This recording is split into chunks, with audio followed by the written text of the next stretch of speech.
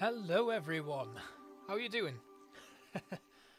Okay, new layout. I've done a little bit here and there to kind of improve things, so hopefully we can now see chat and stuff going on up there. And yeah, so today we're going to start off with some Planet Zoo, and we're going to be doing the finishing touches on a build that is going to be released on Saturday in the usual time slot. I'm very pink today. I don't know why. I think the lighting's gone a bit off, and it might be because my background's changed as well. So we'll just see how that goes. If you can't hear me, please let me know so I can mess around with stuff on the back end, and we'll try and make things a little bit better for you guys. And again, if the audio is a little bit over the top and a little bit weird, that would be good to know too. Right. Hello. Oh, well, thanks for coming in. This is much better than homework, I promise. And, you know, you can stick us on in the background and do your homework at the same time. Right, let's dive in. We're gonna bring up some Planet Zoo now, I think. And, yeah, here we go. Right, so this weekend, we're going to be bringing in our first big cats, the Jaguar. And, yeah, I've been working on this over the week, so it's pretty much finished, but today we're going to be putting on the finishing touches, doing a few extra bits and pieces as well. So this is kind of right next to our staff area, which we will probably finish tonight. Actually, we'll maybe put some work into that as well. Capybara here, dwarf caiman here, Baird's tapir and giant anteater in a combined habitat right over there. Hello Wolfie, welcome to the stream, glad you could make it tonight. And yeah, so Jaguars, I've just finished off the kind of upper climbing thing, and it doesn't look great. It's very lacking support, shall we say. So it could do with a few extra bits and pieces put on there to make it look stable. And then at the back here we have a temple. Now, this was really difficult. This took me such a long time to do. But the temple, we're going to put a roof on it so that there's some hard shelter there for our animals. We then have a scratching post here and the swing prey-scented sack enrichment and a blood pumpkin. And then through here, the guests can actually walk down. This is actually inside the boundary of the habitat. So they can then come, excuse the camera work, they can have a look through this window here and see the blood pumpkin and the prey-scented sack. And then over this side, they can watch them on the scratching post. And in these walls here, we're going to be putting some educational boards and stuff that should help improve the education rating. And then they can look out here into this pool. Now, it doesn't look like much, but if we go to the upper portion here, there's a back staircase here leading into a dive pool here and another path so our guests can look through these windows into the diving area where we've got the underwater feeder. This needs a little bit more work to it as well, so there's quite a bit to do yet today before I finish this off, and once it's finished I can hopefully get the episode put together and finished off by Saturday. The other stuff, kind of like the outside bits here, these haven't been developed at all, mainly because they're not actually part of the habitat, which is just what I'm kind of working on in like situ. And again, the back of this area here hasn't been developed either, so that's something else that we're going to be working on, but not in this episode. A lot of it is kind of today focused on finishing off our Jaguar habitat. So, without further ado, let's have a think about what we're going to do first. So, yeah, right, okay. So the chat box is having a little bit of a slow start. It's not quite updating live. Hello, Teresa. Welcome to... Mexican history, Coco. Wow. Yeah, send me it so I can learn a bit as well. So that pretty much covers what we've got going on today. And after a bit of time, we might play something else, something a little bit cozier. We might play a little bit of Pixel Piracy or Traveller's Rest, maybe, or maybe some Prehistoric Kingdom. I don't know. I think that might be too much creative brain power for me tonight. But we're going to stick around for as long as we can until I get tired and fall asleep.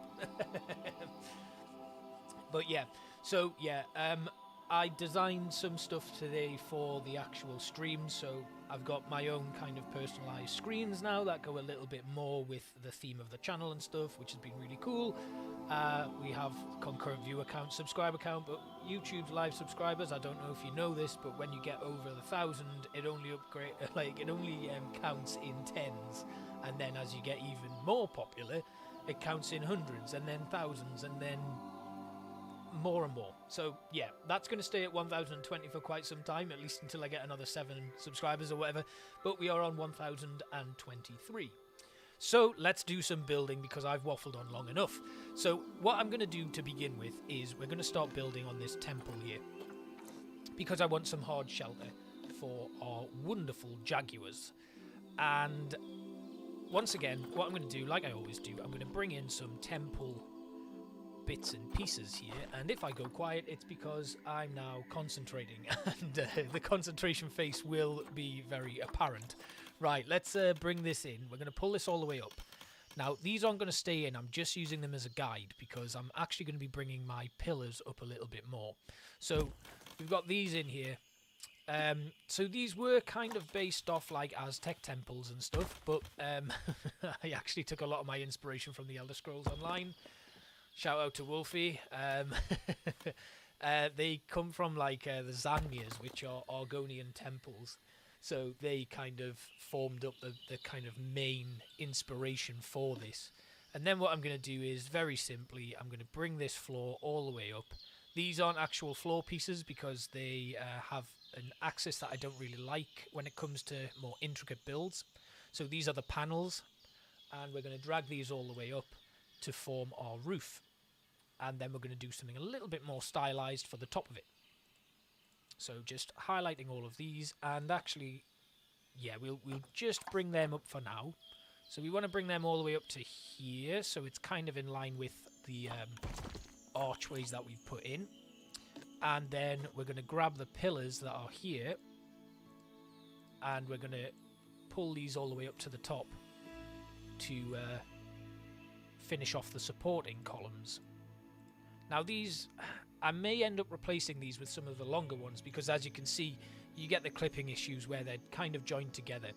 And if you sync them into each other, so you don't have that issue, you do get the awkward clipping kind of animations that happen when you have these things stacked on top of each other too much. Right, that goes in like that. And we could leave the archways in, but we end up with these not quite central. It doesn't look great, does it? So if I then were to duplicate this archway here, it continues, and it's not a nice look. So we're going to get rid of the archways now that we've kind of got the height that we're looking for on this, but I think it might be too high.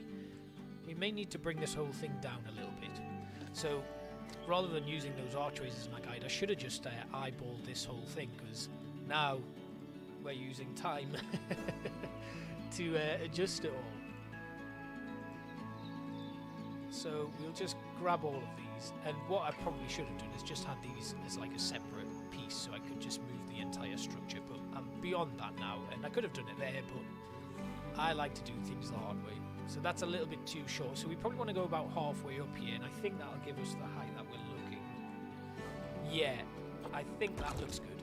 Then these pieces here we'll take out, and I guess what we'll have to do then is, rather than keeping this in and just adding more pillars on the top, we'll think of a different way to highlight the top here.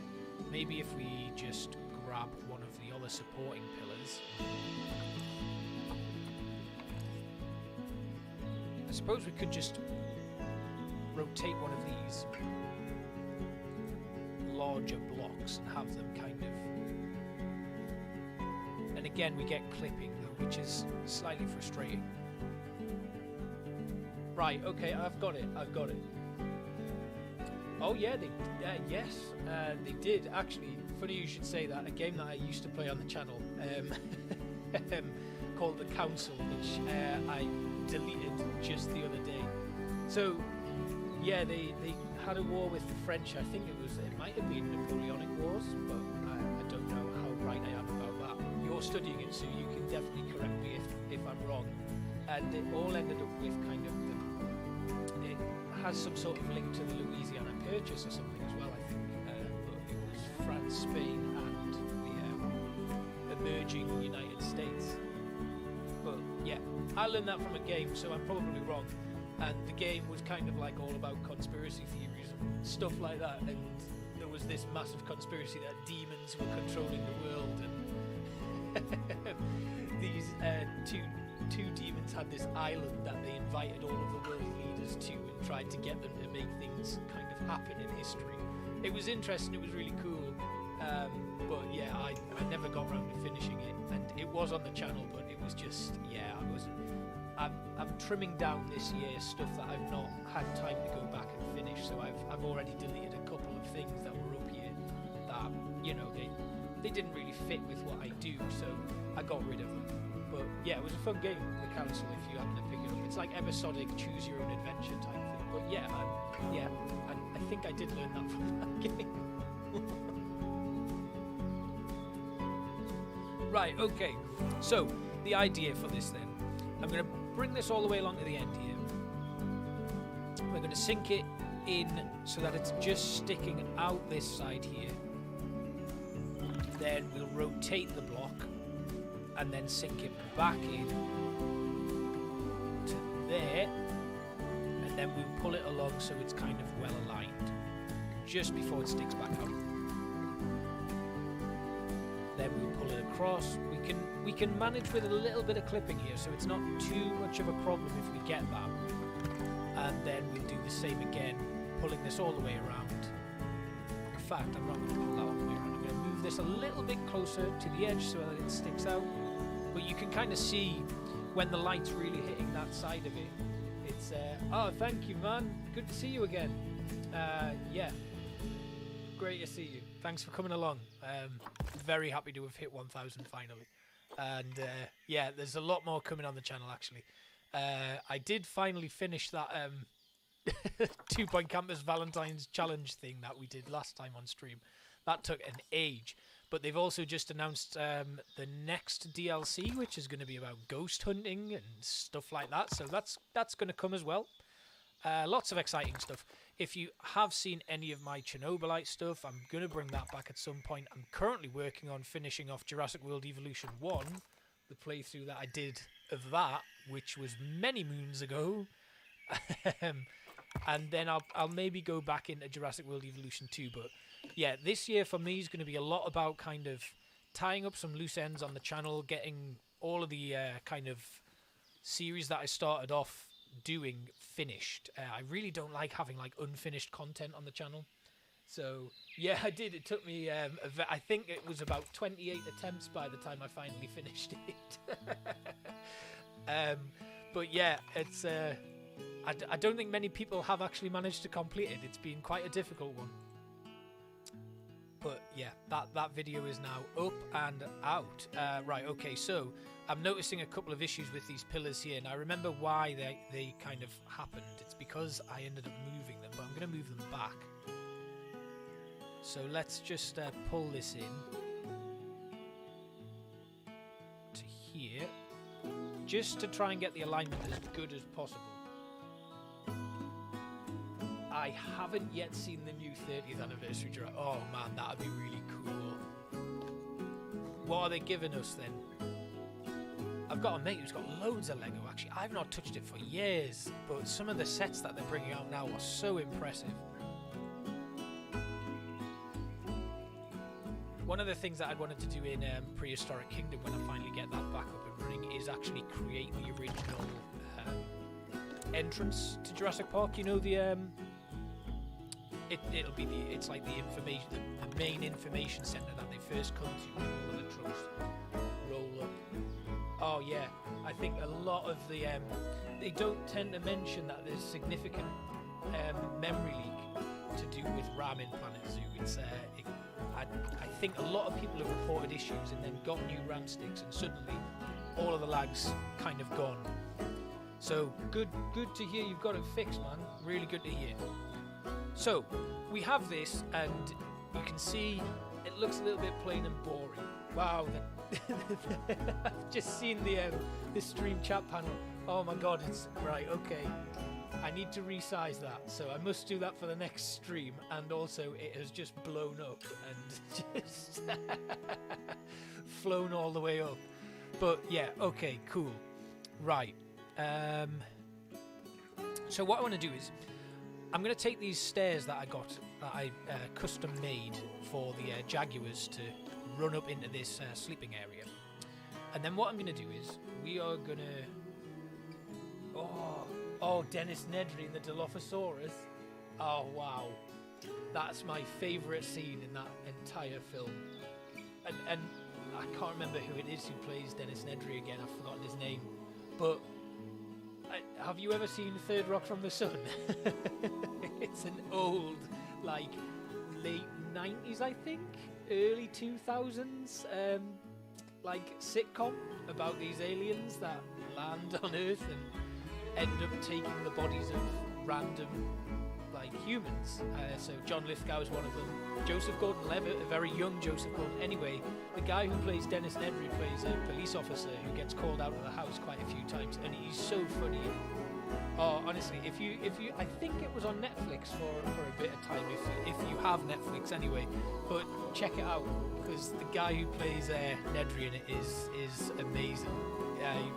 Very, very good comedy actor, and the show's kind of aged a little bit, but oh, is it? Thank you for that. Let me just bring that down a touch, and I'll try and boost my voice as well.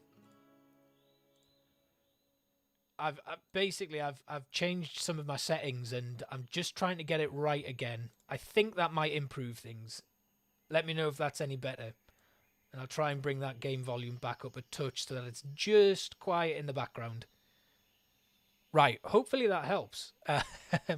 And I'm hoping that you're not going to get too many clicks and stuff in the background. So I kind of have like a noise gain filter and stuff on to kind of eliminate the horrific sound of my keyboard. So it kind of, yeah, hopefully that solved it though. But thanks for pointing that out. And yeah, we're back. Sorry, I forgot when I tabbed out, you would lose the game. Right, so we're going to make a little bit of a lip here using these pieces. And rather than, actually, I'm going to just flip them all the way around. So like that, and then around like this. Then we will bring it up. That's not going to work though, is it? Just scream. I was screaming. Oh, by the way, those of you who were here last time, I have fixed the raccoon issue. I will show you what was going wrong with it, because it took quite a bit of time to work it out, but I finally got there. Anyway, let's just move some of this into position. So this is going to kind of jut out like that and kind of form a bit of a platform extension there. And it's just going to give a little bit of an extra dimension to it. So we're going to just grab that one, duplicate it, and bring it back in. Sorry, I've got my chat up on my iPad here, and I'm recording at the same time because obviously some of the footage from this episode, this live stream is going to get used in the actual episode, like the tidying up bits and stuff. So I can't actually see the chat as it appears. I'm kind of having to look on my iPad and watch it come up live. Right, and this is taking a lot longer than it should. But it's really good to see so many of you here watching, so that's made my day. Right, so this is going to go in here. And then we're going to have that nice little lip on the top there. Then we'll duplicate that. Pull this all the way around.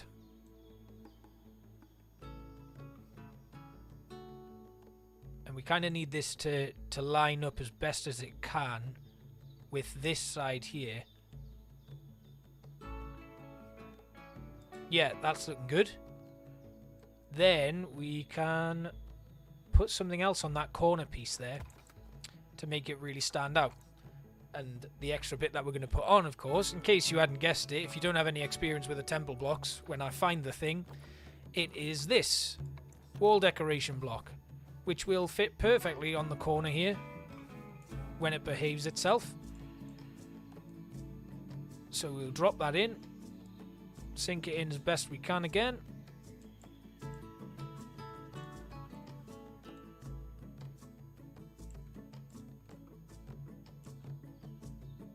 Well, I thought it would fit in nicely, but it kind of does look like it's just plonked in there, which isn't a great look.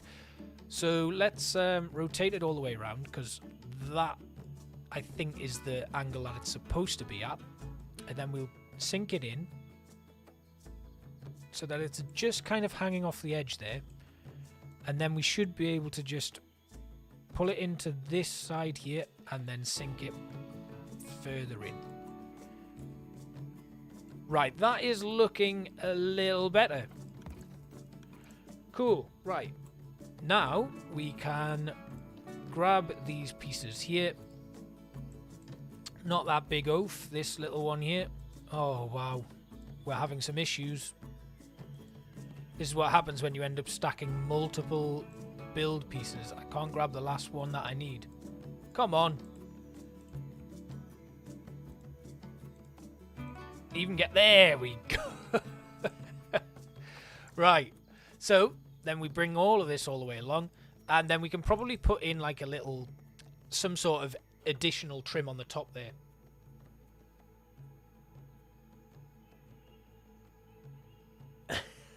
Oh, right, okay.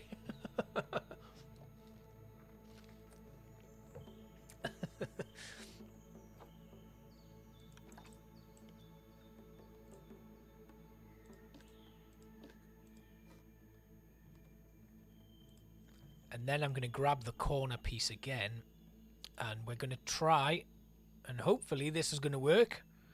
If we can just grab this one, and then we can rotate this. This is the moment of truth. If this just slots into place, we're onto a winner here.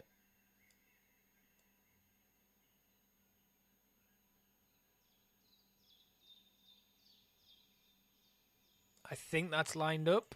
And then if we just... Oh, hang on. What are you doing? You're not relative to the world axis. If we then just sink that in... Yeah, I think that's it.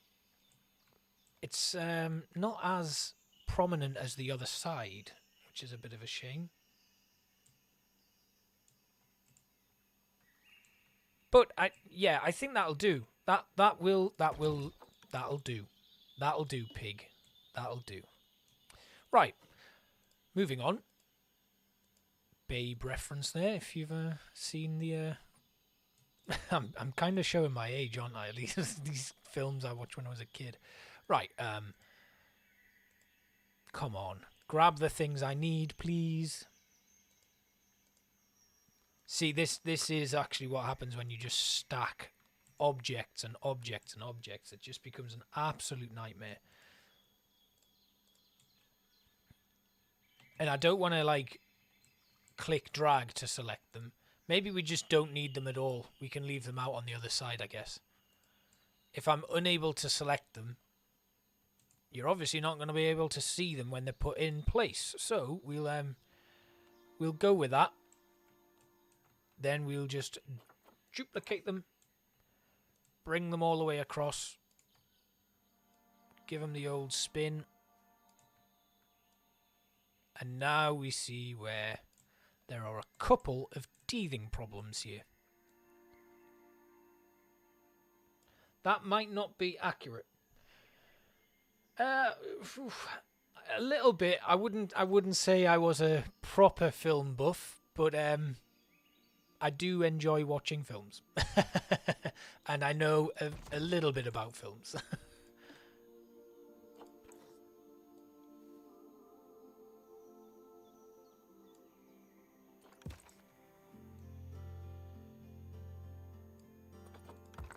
Speaking of films, any of you looking forward to anything that's coming out soon?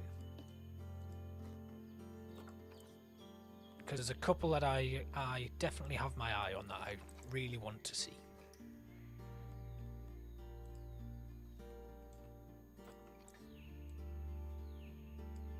Okay, this is better. Now we're getting some momentum going. So we'll drag this all the way along. Yeah, I've never seen Casino 95 actually. But I will put that on my list. I am very much looking forward to 65 though. Really looking forward to that. I do. I really like the concept. And I really like Adam Driver. I think he's a great actor.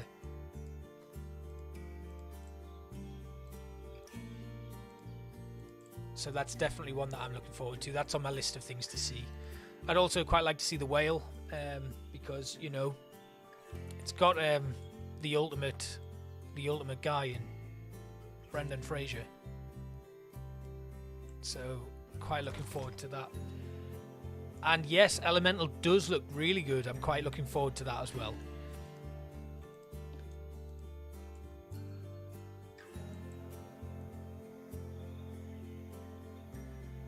So I'm just doing a little bit of tidying up here on this side, and then we'll move everything back into position, including this little slab here that's sticking out. That's from just that rotation where I tried to just cheat things a little bit.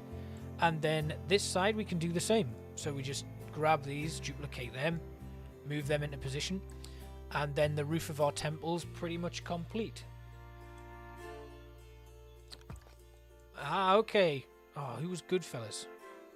Was Goodfellas Scorsese, or was he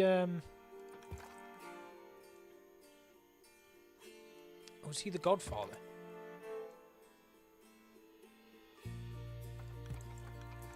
See, it's when you start quizzing me that I'm exposed for being a casual film buff. Oh, grats, Coco. I'm very glad to hear it. I hope we've provided you with a nice, calming experience while you're doing that homework.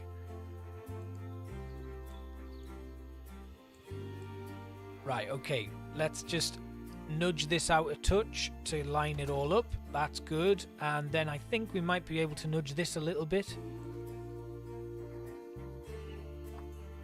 Or do we leave this in place? Let's have a look. That's actually not too bad. So I'm just going to grab this one here and move that along. And then this one that's sticking out as well. Oh no, not that one. That's the one thing I don't want to move right now. Actually, we will move it. There. Okay. Now we're taking shape. So this looks, yeah, Scorsese. Okay, right, yeah. I've not seen the new Avatar yet, although I wasn't a huge fan of the first one. I don't know. I couldn't get away with it. But I'm not a big James Cameron fan anyway. So yeah, that's kind of my own doing. So we have this area here now that we need to do something with. And yeah, I'm just not quite sure what we're going to do on this one. We need to make it look a little bit more kind of structured. So it would be nice to have something just stuck on the top of it that's a little bit smaller. If we just kind of like peel around here, we don't want them to get too high so that it's kind of up there with the Brazil nut trees that we've got in place, because the main pull of the height here is these trees. And I don't really want the temple to distract too much, especially when you consider we've got like a mountain biome that we're going to start over here. I'd really rather not have that kind of sticking out too much. So that's something that we're going to have to work on and have a little bit of a look at. And yeah, if we can just get like a little cap on the top of it. Yeah, it's kind of gone very, very Roman, Greek, Egyptian, even though the aim was to make it look a little bit more of a South American theme. It's gone a little bit. I think it's because there's too much of like a gradual kind of incline on them. Whereas if we just have a quick look at the where are the temple blueprints here? They're somewhere. If I just pull up one of the temple structures that come with the South America pack, when I find it.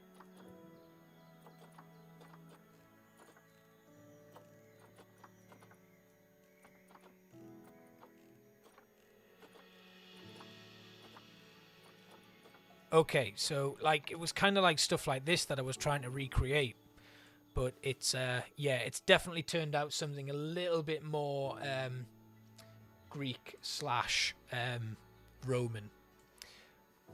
But having a look at the actual Planet Zoo blueprints does give me a few ideas. So this could be a useful tool to just bring in. Like this little temple here was kind of what I was aiming to recreate in a way.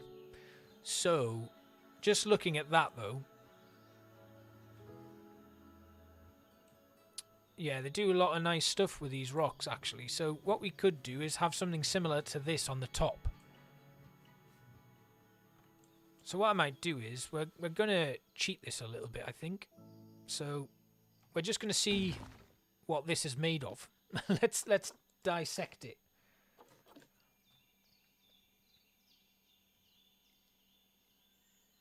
Yeah, I think it is the pillars that's kind of throwing it a little bit. So we've got these support beams here. And what we could actually do is drag these out. So these are all individual rocks and bricks that they've put in. Right, let's just have a quick look at what they are. So they're all the support beams, the stuff that we've already used. And then on the top here, they've got the floor. But it is mainly the support beams. And then these ones are kind of like crossing to make that. Right, okay. That's good. Right, we'll delete that now. I've kind of got an idea of it. So let's get our temple support. And then we'll see what we're working with here. So we've got these ones. We're going to add them to the group. And then what we could actually do is just bring them all the way up here.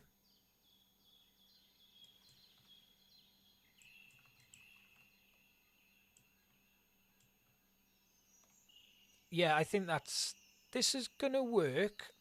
I'm not sure about the this outside piece now though. So what I'll do is, we'll grab these temple support beams again.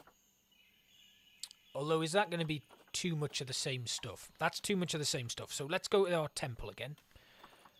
And then, what we'll do is, we'll add another wall on the top here. When I find the thing. There we go.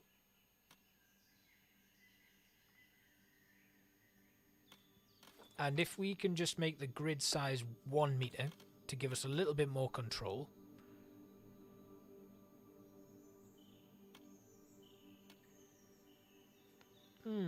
Okay, right. So this is literally just to mark out what I'm going to be doing. So we'll run this all the way along here.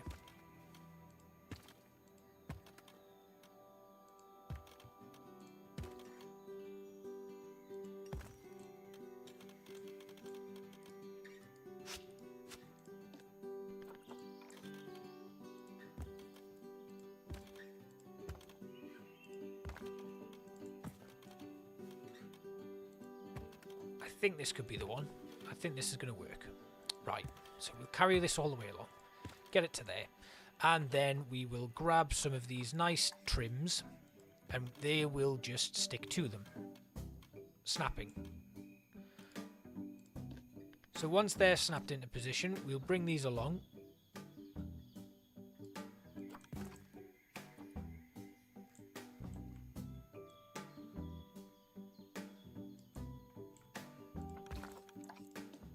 Yep, we're getting somewhere now.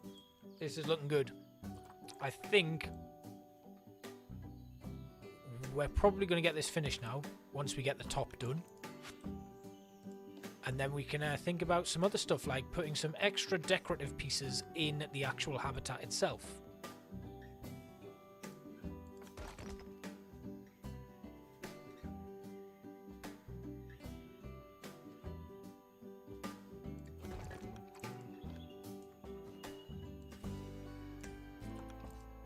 I think what I'll do is I'll just have this match up there, like that. Then we're going to grab the whole section here.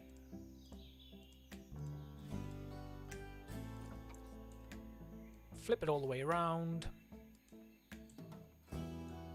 And then what I do now is, because I know when I flip stuff around like this, it always kind of goes a little bit off center, is I match them up like that. before I pull them across. Okay, now we get rid of these. I got rid of a bit of the trim, didn't I? Idiot.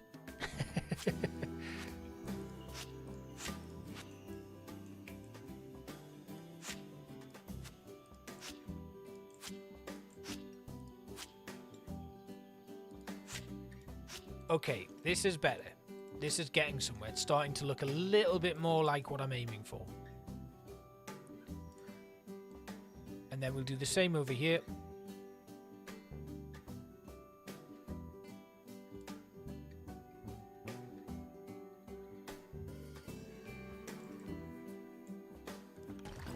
And we're going to need to get a little bit creative. Oh, you can do it, Coco. One more push.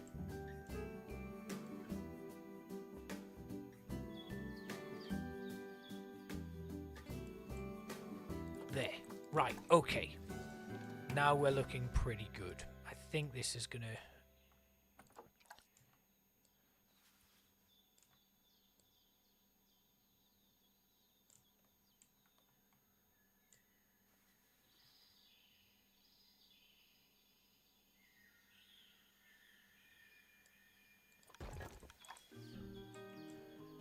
Now then, here we have an issue because these pillars now do need to move across a little bit. But because we've got so big an overlap there, not too much of a problem, actually. I am going to drag this up a little bit though, and then I'll drag the other two pillars up too, just so that we're not getting too much of an overlap, and then this ground pillar. So you will notice here, as guests leave, they will clip through that area, because that's just what they do.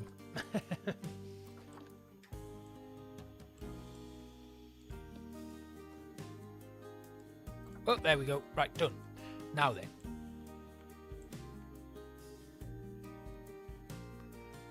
So, actually, now that I've done that, we could move the entire floor up as well.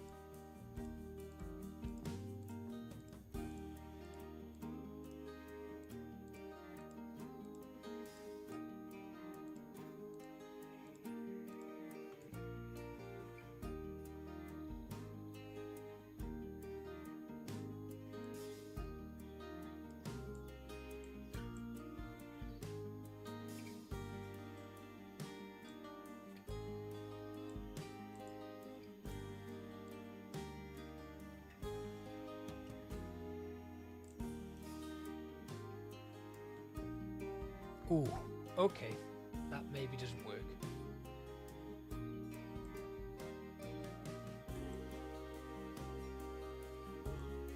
Right, okay. Well, we'll leave that as it is.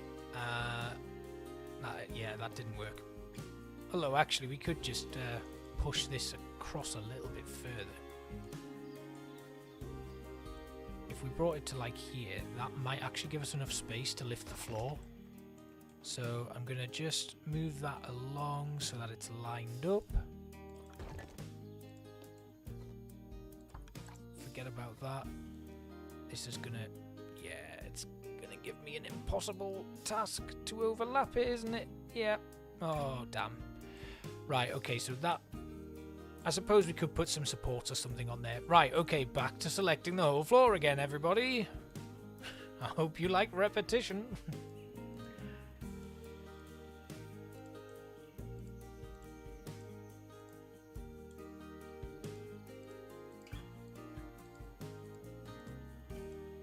Right then.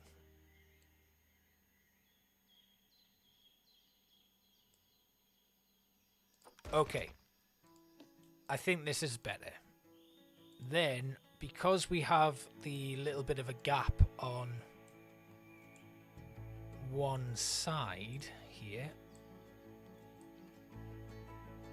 and I don't want to make the actual edges shorter, we will have to just grab one entire stretch of the floor here, move it to that side,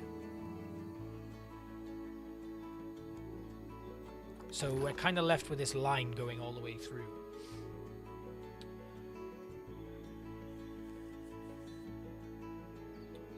Yeah, that's the next phase, actually. We're going to be putting in a load of foliage to cover this. So if we have a quick look, actually, at our Jaguars, when I find them, they're sneaking around here somewhere. Oh, here's one.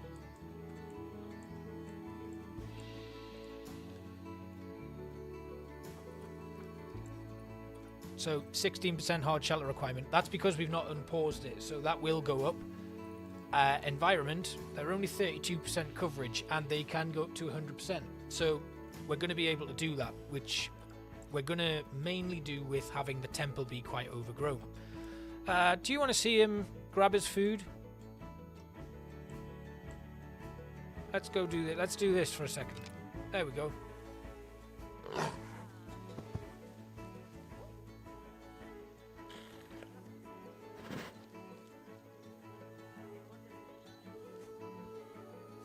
Oh, he's bored of that. Go on, have another go. Yeah.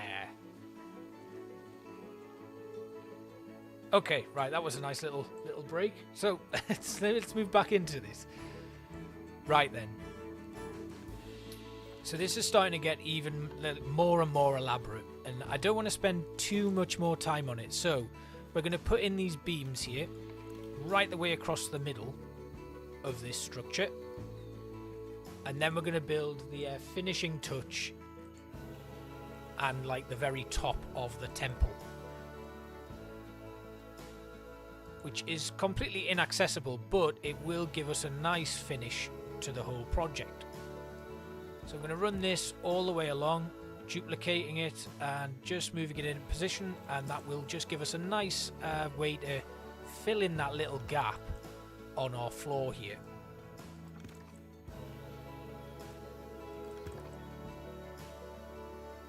Not too worried about the clipping or anything, but actually I think I can just about squeeze that. Oh, I can't. Damn. It's always annoying when it's just one tiny little piece. Right, well, that's in place. And actually it doesn't really matter because that's going to be covered by something else. No problem, Coco. Enjoy your break. Right. Now it's time to build another temple on top of the temple. Does that make sense? Even my temples have temples on them. Right. So, it looked like the actual Planet Zoo one just made a lot of use of number 6 and number 5. So, we are going to do the same. We're going to bring this one in. Then we're going to swap it over to number 5 because it's a smaller block. And they do like to leave a little bit of a gap. So, I'm going to do the same. Leave a couple of gaps here and there. And then just keep swapping between various different beams. Little square one here we'll put in. And then that one's not really going to fly, is it? But we'll go with another big one. And then an even bigger one. And we'll carry this on all the way to the end here. Smaller one. And then a couple of little square ones.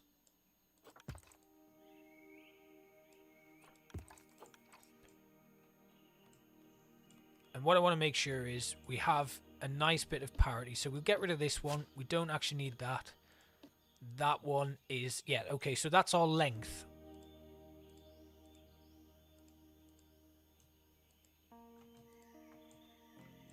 And then what I'm going to do is I'm going to just get this matched up so that it's pretty close to... yep. Right on the halfway mark of the two floor pieces. And then we duplicate that one. Pull it all the way across so that it's, again, around about the halfway mark. And I'm actually going to flip this one all the way around.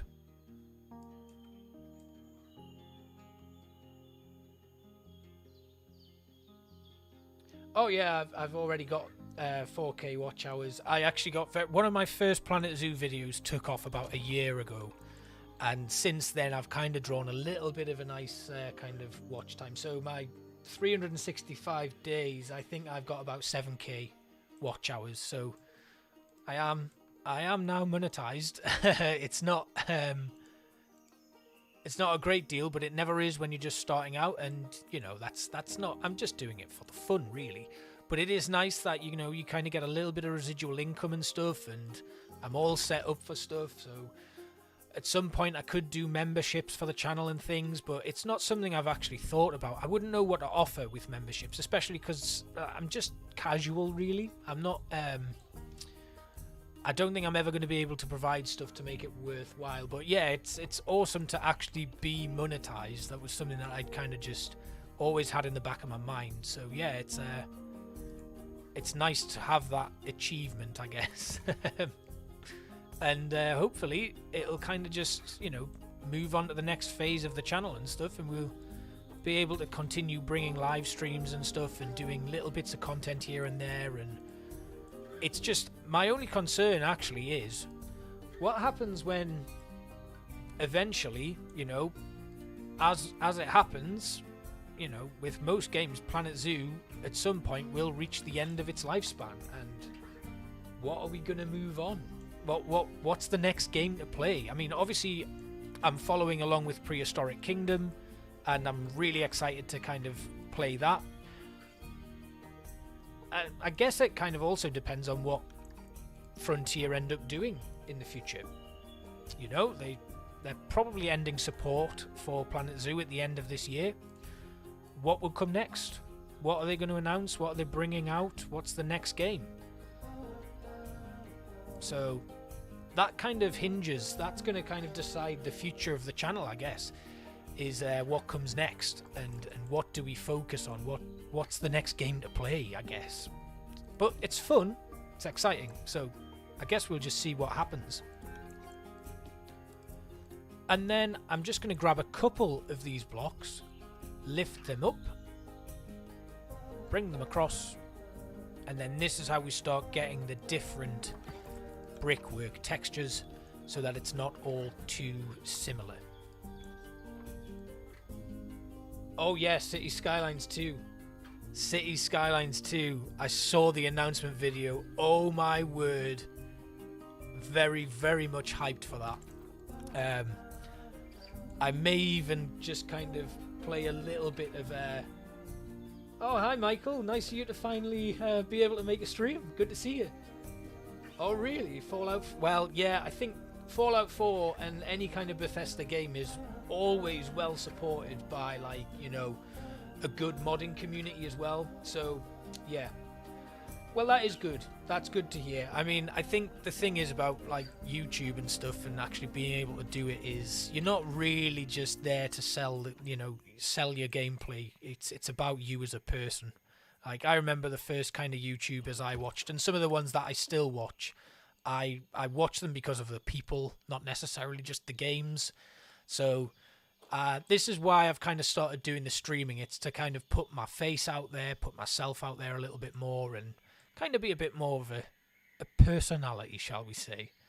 And I really enjoy doing it. It's a lot of fun to kind of just hang out. And the thing that I've always found frustrating about making like a Planet Zoo video is it takes a long time. Yeah, Elder Scrolls 6, whenever. Yeah, it's they announced... I don't think they've had a release date for CS2, but they've had an announced trailer, and it's very exciting. So maybe I'll live stream some City Skylines. I'm terrible at it, but I like it. So that could be fun. That could be fun to play on the channel. Now, I think we can probably go with one more layer on here.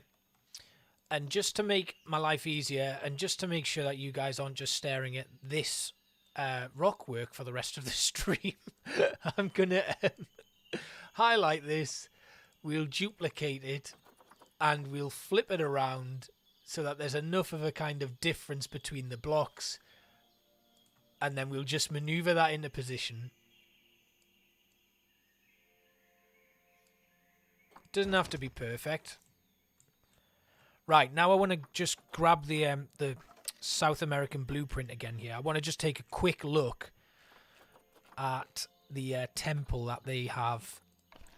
It wasn't this piece, but that's a pretty good example. So then they have like extra little blocks on the sides and stuff. It's this archway that I'm wanting to recreate. So what I'm going to do is I'm just going to grab it out of this. Okay, I'll do a City Skylines too. I'm quite excited actually. At the end of this month, March 28th, Terra Nil releases. So that's one that I've really been looking forward to. So that's going to be very cozy streaming. It's kind of like a reverse city builder. If you have not heard of it, the demo came out with like Steam Next Fest, and I played it, and honestly, such a lovely chilled out game. So I'm quite looking forward to that. That'll be something that I'll be playing on the channel, whether it be a live stream or just kind of episodic releases. That's something that I'm going to be playing. And we have, obviously, like I've already mentioned, 2 Point Campus DLC is going to be released next week. That may not make an appearance on the channel, but it will be episodic releases.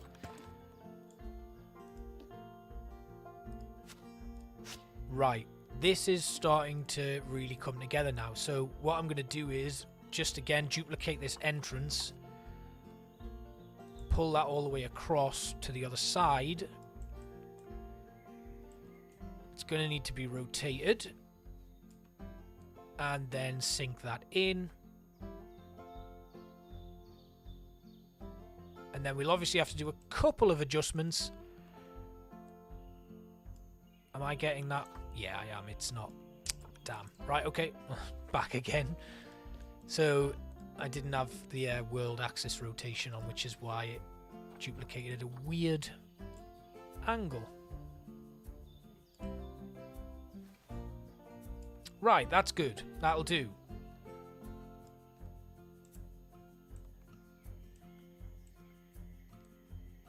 Push this back a little bit more, and then we can just align the rocks and stuff a bit more. So these ones will have to go further in.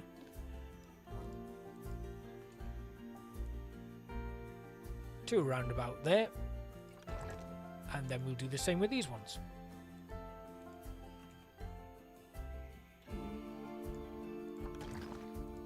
And then we'll get rid of these little bits on the inside. Okay, right. So it's just roofing this.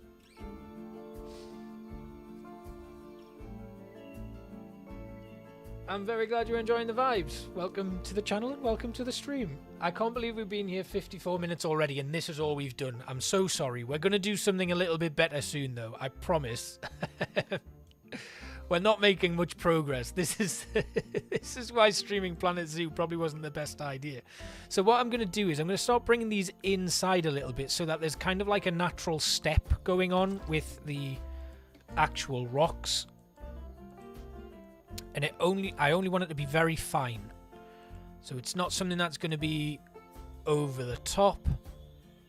It's literally just going to be something like that. And we'll do the same on this side. And again, those of you who are watching, if you are kind of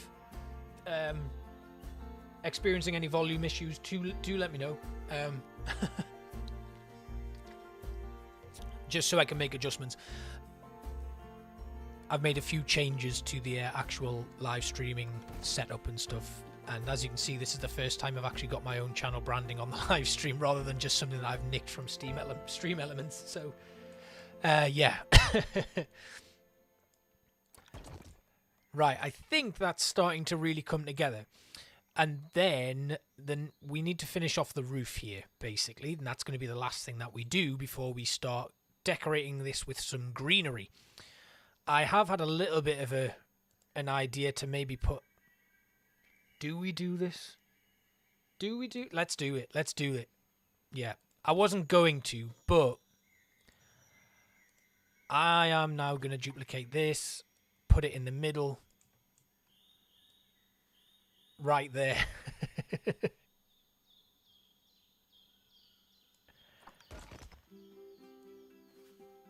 I don't know if this is going to be off-center or not, but I think this is going to be a really kind of... It just gives it that symmetry that I think it needs. Right at the end. Just to finish it all off. And then, of course, we're going to have to come back in here. See, this is the stuff that you don't see in the actual videos, is the amount of changes that happen during a build, where you just kind of go, that doesn't work, but this might. Then I'm just going to make a couple of adjustments here just to get it nicely placed.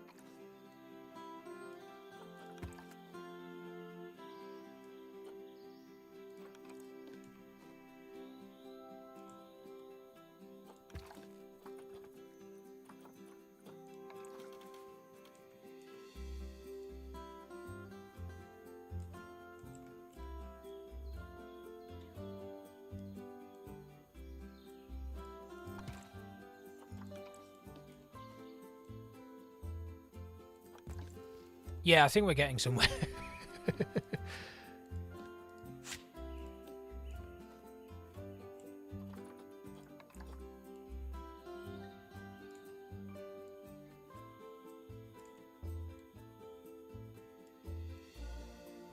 And it seems so, you know, weird to be putting so much effort into something that's barely going to be seen because the animals can't get in here. Hello, Maria. Welcome back. Good to have you here again. We got Jaguars coming up this weekend, and I'm just finishing off the habitat. That's what we're starting with tonight. I don't know what we're going to play, or if we're going to play anything else. We might just stick with Planet Zoo all night. Maybe I'll run a poll, and that'll really test the abilities of my new Streamlabs setup. Who knows? But yeah, I have a couple of options and stuff in mind, but I'm gonna kind of leave it up to you guys to decide what. Have I accidentally made exactly the same pattern twice? Because I did rotate these before I duplicated them, didn't I? Yet these look exactly the same. That won't fly. That's not going to happen. So we're going to have to just rotate this all the way around and realign it, because I don't like that. Got to have some sort of difference between these blocks here. There we go. And then we'll drop this one down. And again, every time we make like a little adjustment like that, we're making the whole thing a little bit different. Okay, I think we're on the home straight now. I don't think that's completely central. It's not. It's not. And there's a part of me that really, really does not like that. So we're gonna, again, sorry everybody. I shouldn't say sorry. You've all played Planet Zoo. You know how painstaking it can be. Right then. Let's get this lined up with that central pillar. Yeah, that's it. And then we can, once again, adjust these pieces here.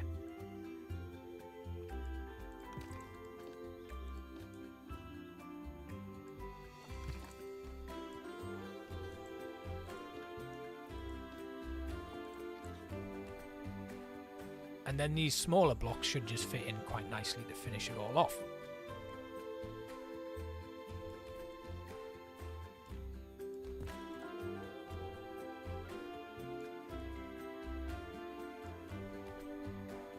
Yeah, you know the pain. And this one, let me tell you, wow. This was a frustrating build. So I'm going to go back and I'm going to show you some of the... For those of you who've joined a little bit late when I did the little swish around this place. My word, this was a difficult one. A very difficult one.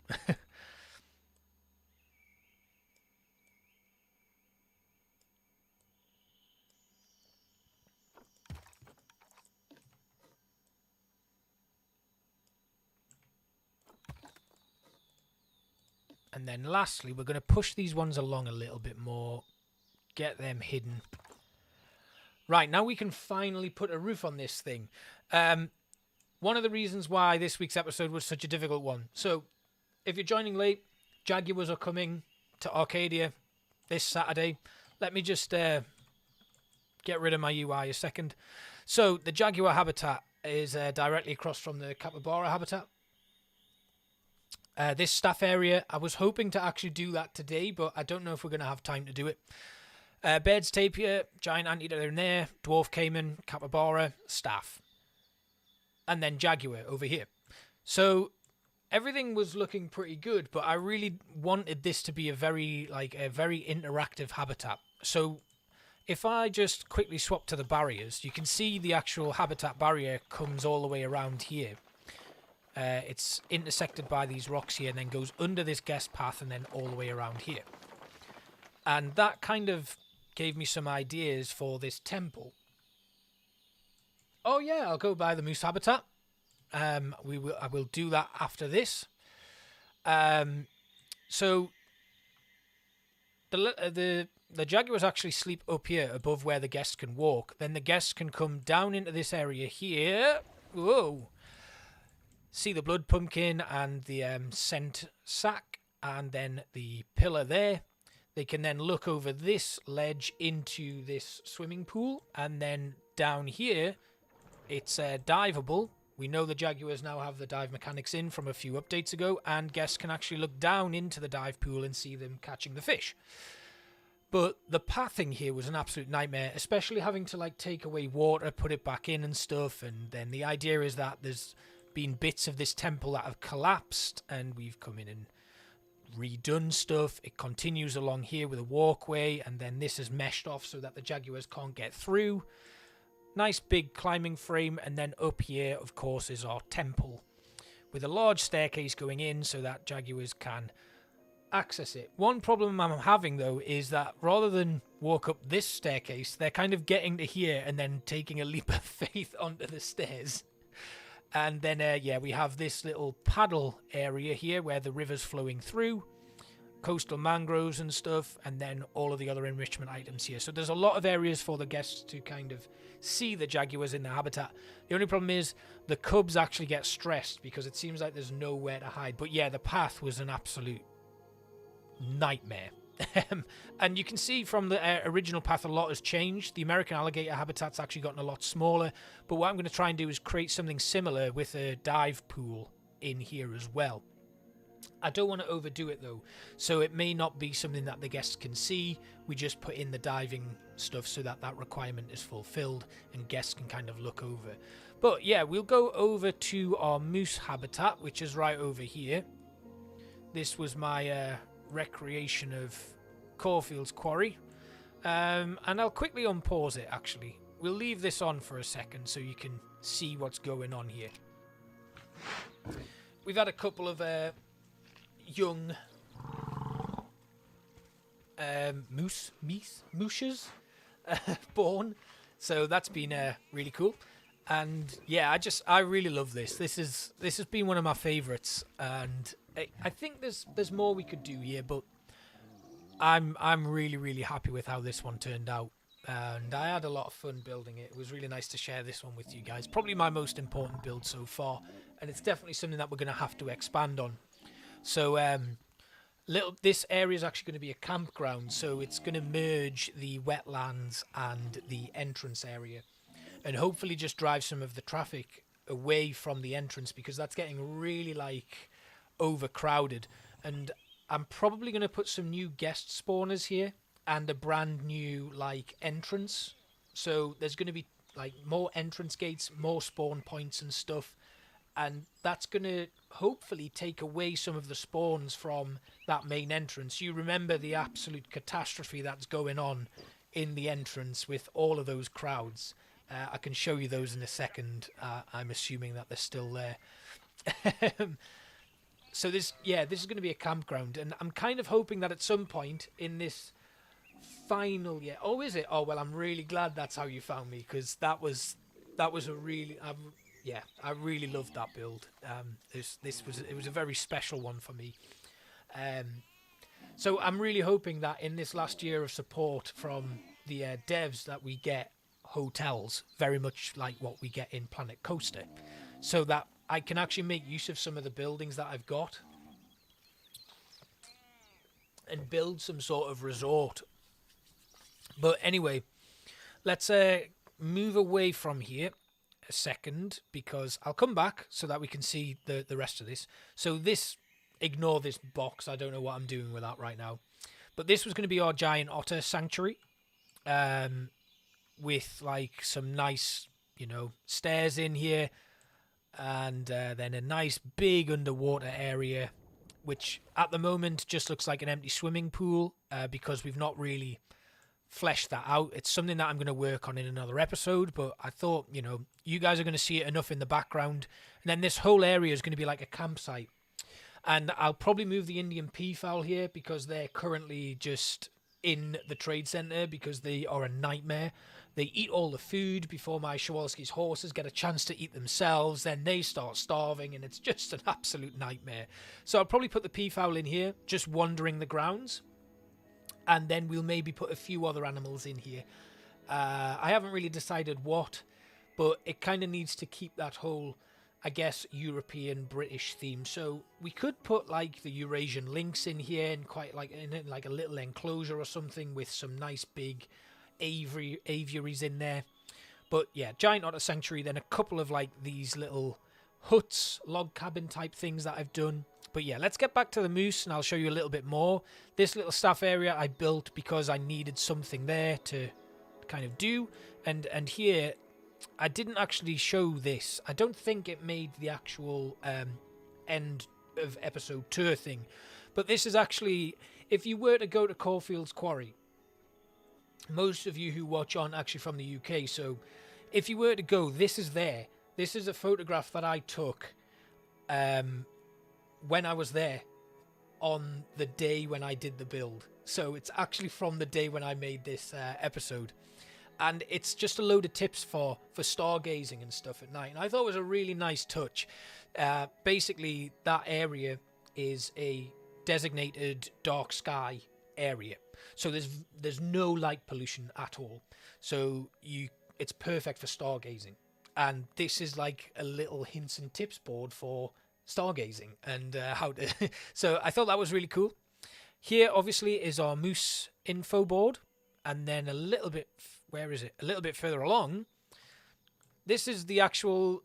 This is there as well. This is the history board for Caulfield's Quarry. So all of the stuff that I mentioned and talked about in that episode is on this board as well. So this is actually what the quarry looked like when it was an active stone mining quarry. So if we just pan up a little bit, you see the tip of the stonework there. It's right there. It doesn't look like that anymore, because when they quarried away, bits came off. So yeah, that this is it. So yeah, that was a really nice thing, and I just thought it was a nice little touch to put in. And then if we just have a quick sweep on through here, we've got a couple of enrichment items that have been knocked into the water. The quarry itself, I never actually did anything under the water, so that's kind of looking a little bit bare. And then up here, we've got their little underwater. I don't think moose can sleep underwater. Their little hidey hole for sleeping in. And then obviously at the back here, it's all looking a little bit kind of garish and not really fleshed out, but that wasn't part of the habitat, so I just left it. But as we're at the map boundary here, I need to figure out what I'm going to do with this area here. And then over here, obviously, we've got the road coming in, and that just kind of goes off into darkness because I haven't actually done that tunnel or anything yet. So this is just kind of behind-the-scenes stuff that you've not really seen in any of the episodes. And then here, I kind of wanted the guest walkway to be able to go along here. So when you walk along past the quarry, up this way is the Hadrian's Wall Mile Castle that I was mentioning on the episode. It just kind of ends there at the moment. But what I might do is actually have it continue around here, and then we can have something else in this area here. This was originally like a mountain that continued all the way along, but when I built the quarry, it all changed. So this then backs out into the lower part of the wetlands. Excuse that water, that is very dirty water. We're going to have to do something about that. Like, get rid of it for now. I'll put it back in. But yeah, the idea is everything up here now is probably going to be South America themed. Africa will then come along here, and then we'll have a larger African exhibit in this area. And then here is going to be kind of North American, a little bit of Asia for the like kind of main wetlands / grasslands biome. But we have something else to finish off, don't we? So let's get back to this.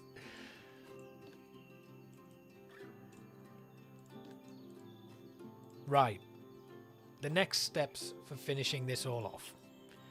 We're going to have to just... We need to try and get to a point where we're putting the roof on. So I think the next phase is going to involve just kind of getting all of this lined up.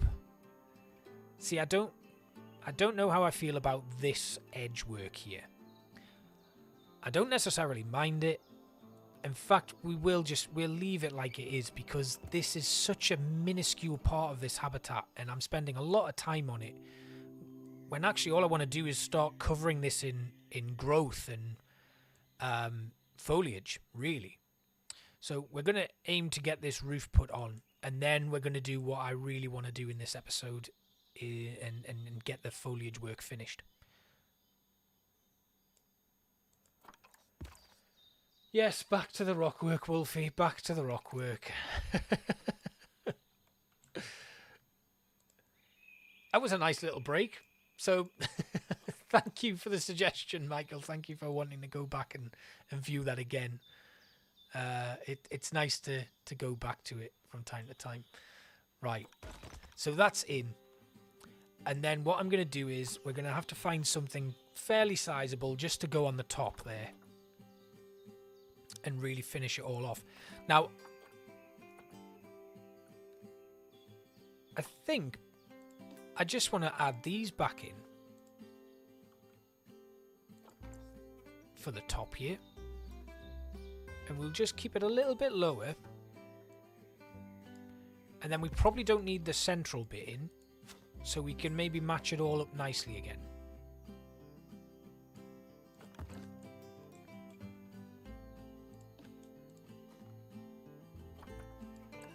Yeah, okay.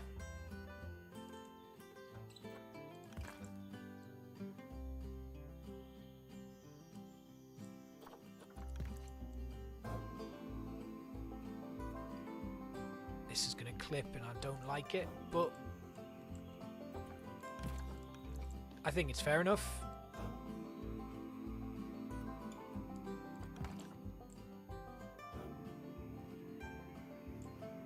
Right, and now it just needs one little trim on it, I think. And then I think that'll be it done. And then we can put some foliage and stuff in and really get to work on it. Where are you going? Oh, wrong axis.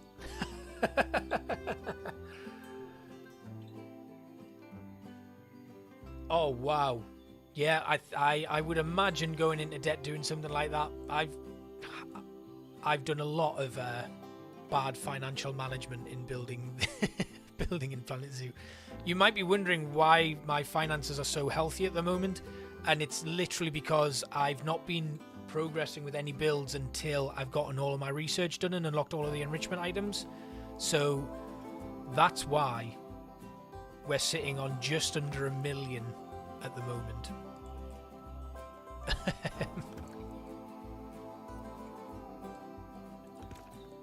And that million has kind of been made from a lot of exhibit sales. So I've set up my exhibits now. When they get over a certain population, they just automatically sell the highest rated species in there. Yeah, I forget to pay bloody... I don't pay attention to it at all. It just goes, and then I'm like, oh. But yeah, Chinese pangolin, giant Chinese pangolin, is a very good idea. I really like that. I've always wanted to kind of experiment and try and do some like large structures that are the shape of animals. Like I've seen a couple of like the obvious one is for your your lions doing a big kind of Pride Rock type thing. And I'd quite like to do something like that at some point, but... Right, okay, that's done. That is done. Right, it's time for some foliage work. Finally.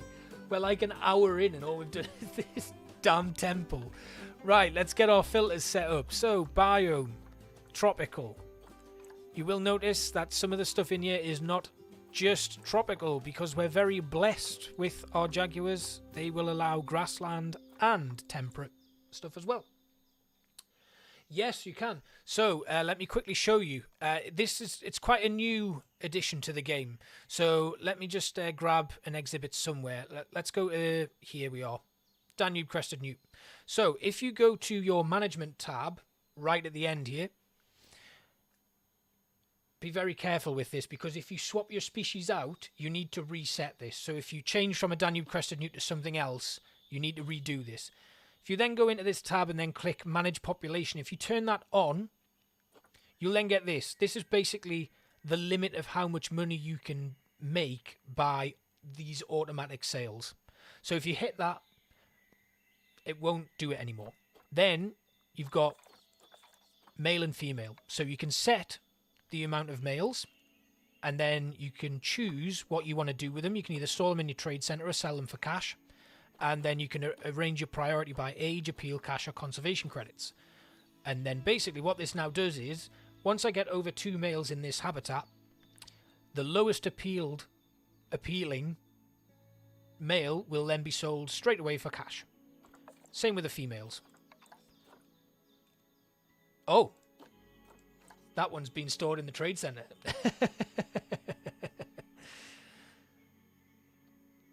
So yeah, and then it's the same. Lowest appeals all get sold. And all of my exhibits are set up to do that now. And then what I'll probably do is eventually increase the cap on that. We'll get it all the way up to like whatever the limit is. So the Danube Crested Newt, I think, let me just open up their Zoopedia. And this will tell us. So 6 in a group. So if I can then have like 3 males and 3 females in there, soon as we get over that, they'll automatically be sold. And obviously, the more you have in there, the quicker the breeding cycles are and the more babies you'll have born. And I set that up on every single one of my exhibits. Now, do bear in mind that all of those exhibits in that little build there are going to be moved into here because they are predominantly wetlands exhibit animals. So that's going to change as well. But yeah, brilliant new tool. Really, really worth doing. Takes a while to set up, but once it's set up, you don't need to worry about your exhibit animals anymore. Now, Wolfie,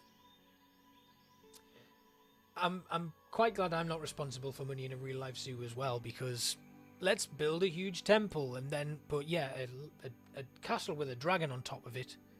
Oh yeah, that's what I was going to do. I was going to show you what was happening with the raccoons.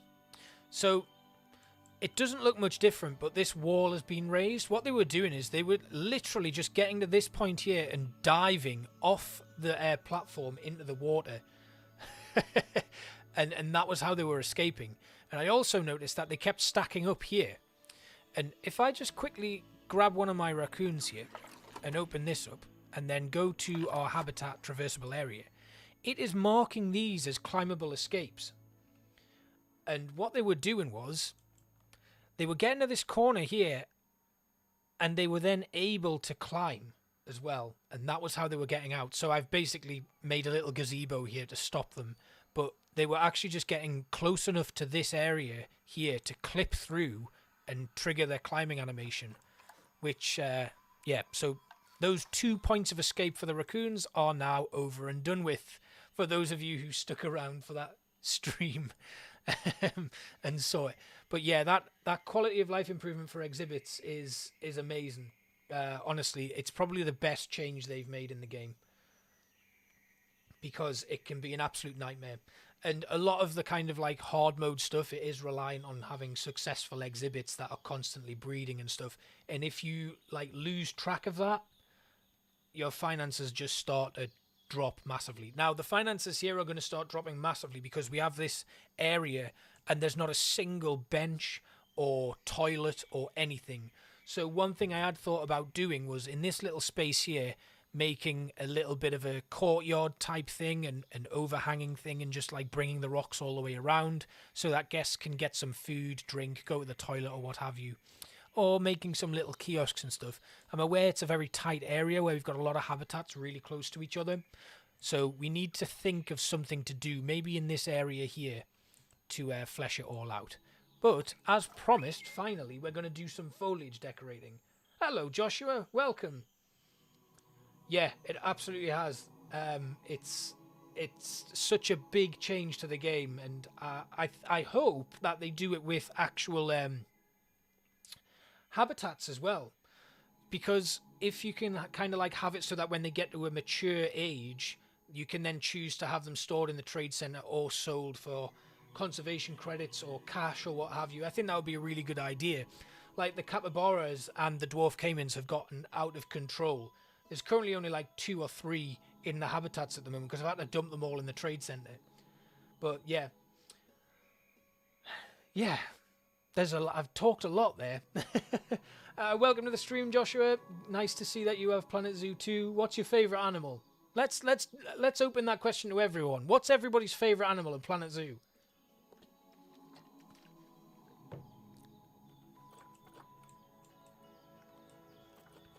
And while you're debating that, yeah, Joshua's Wild World.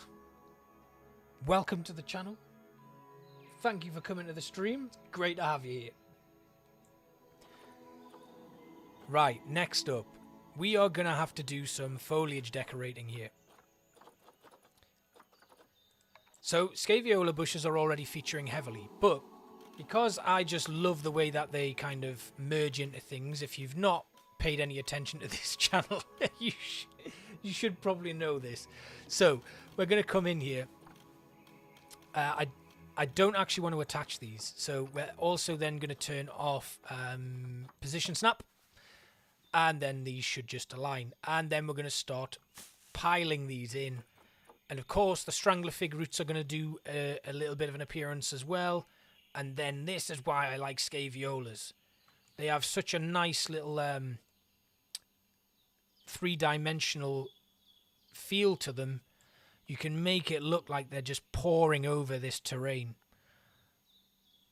So if we just sink that in a little bit, and then we can grab like another 8-meter one and just pull that up. There we have it. So it looks like it's now starting to kind of pool over there. And then we'll grab a couple of 2-meter bushes, and then we'll start filling that one down there. And if we can just sink it in a little bit so that it's kind of got that. Yeah. And then, now the one thing that we do need. Oh, we got a lot of capybara fans, have we? Okay. Good to know. This is actually for the Jaguars. So it's the finishing touches. The actual full episode's going to be around on Saturday, hopefully. I'll be recording the VO for it tomorrow evening. And once that's done, it's just a case of rendering and uploading. So I'm hoping to get it done. I finished most of it midweek, and I was hoping to have it done before the stream tonight so that we could do something else. Oh, hello, we've got a bit of an issue here. I don't want these to be poking through that much. Right, that gives us a couple of things to figure out, doesn't it? Oh, wait, I know why. It's because I got rid of the floor, didn't I? Ah, yeah.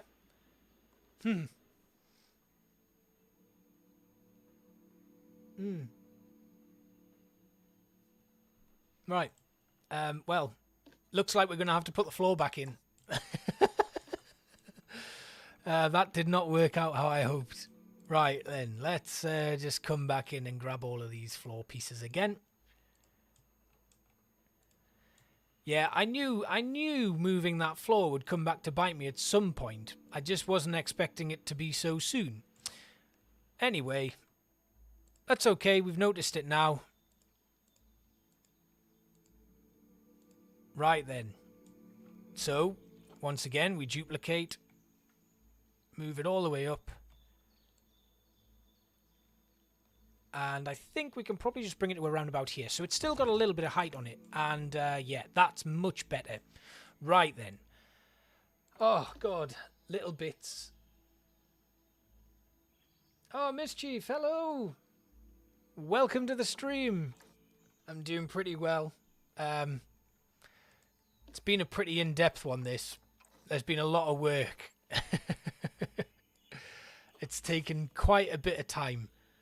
And I'm just hoping that, like, tomorrow night I can really get the VO done for it, and we can have the speed build up on Saturday, and then you can see the whole thing coming together. Right, I really like the way that this is kind of starting to unfold, so I'm just going to have it again. We're going to have it flow down again, just making some slight adjustments.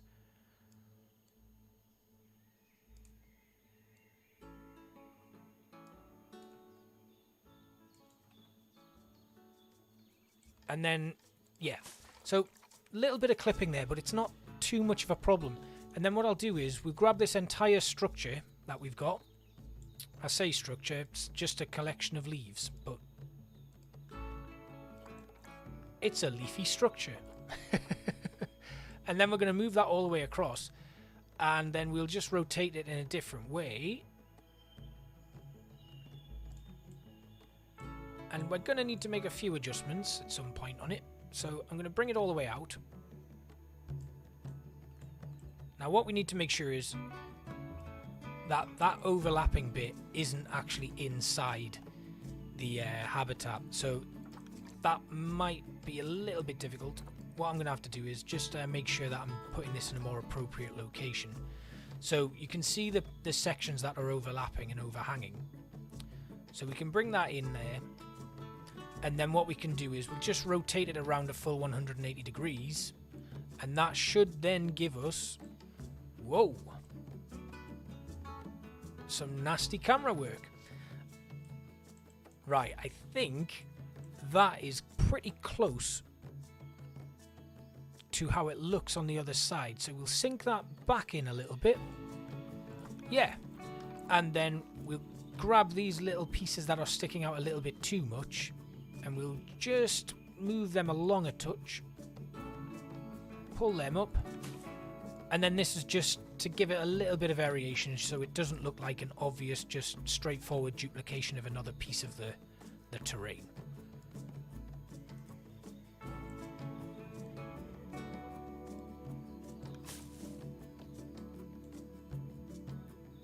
Ah, we've got some puns. I knew I could count on you, Wolfie. Fantastic work. A very leafy structure. Those of you who don't know, my name is Lee. You can call me Lee whenever you're referring to me in this stream. That's absolutely fine.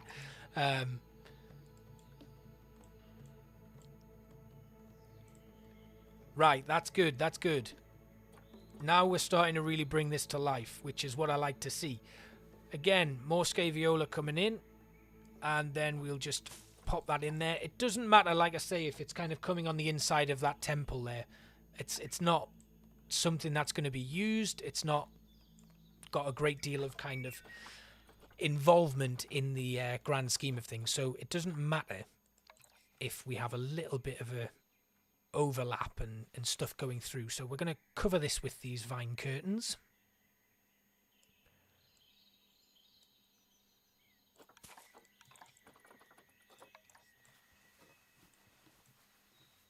And then a few more.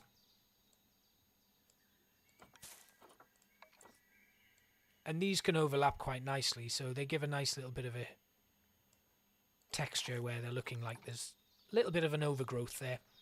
I'm not going to put these on all of them, but we will put a couple of like tendrils and stuff in here just so that it's got some sort of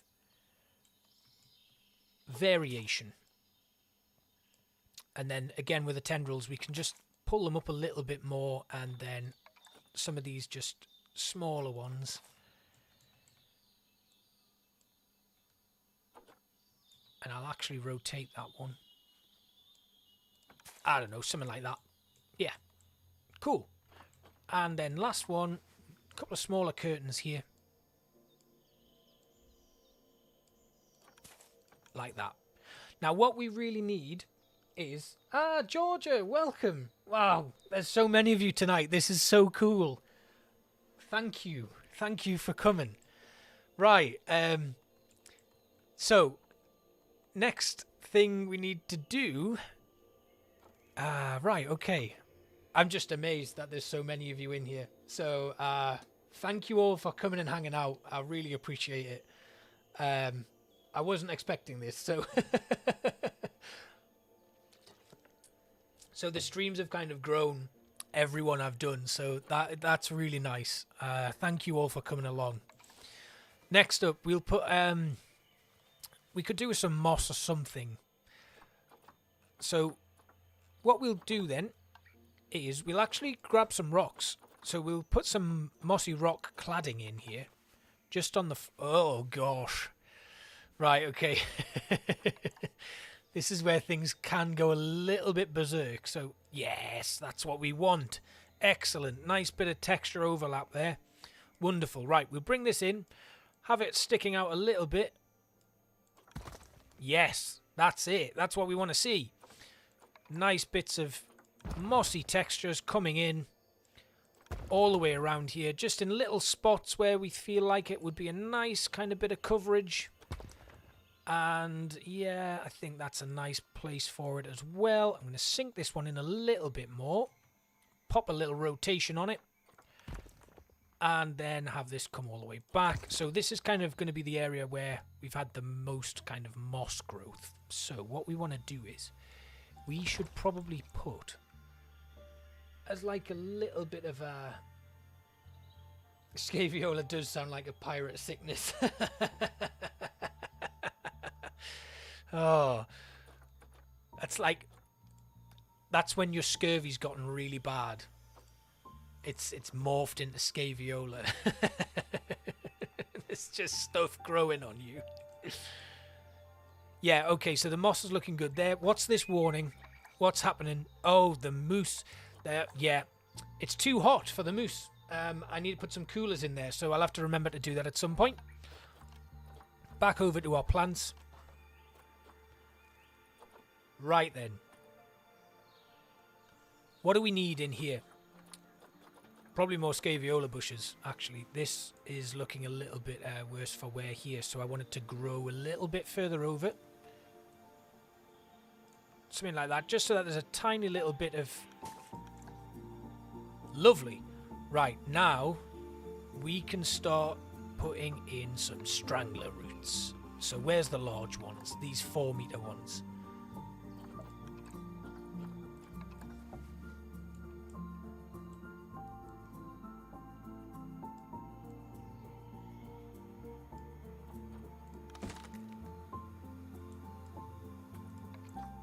And then these little pillars always fit nicely on corners.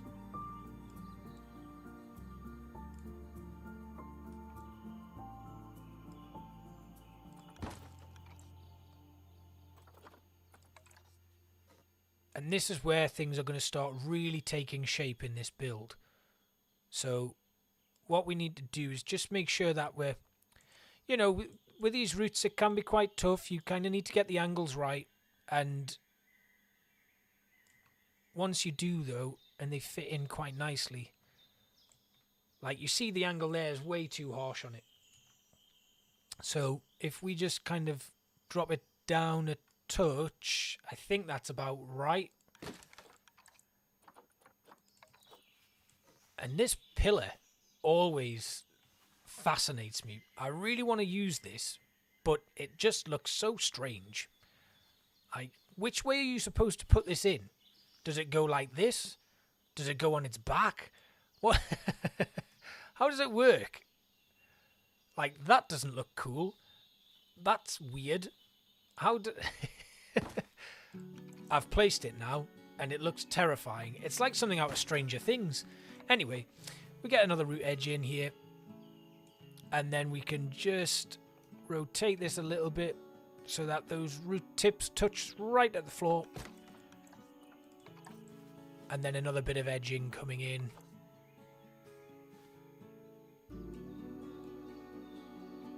I'm going to put this one right at the bottom.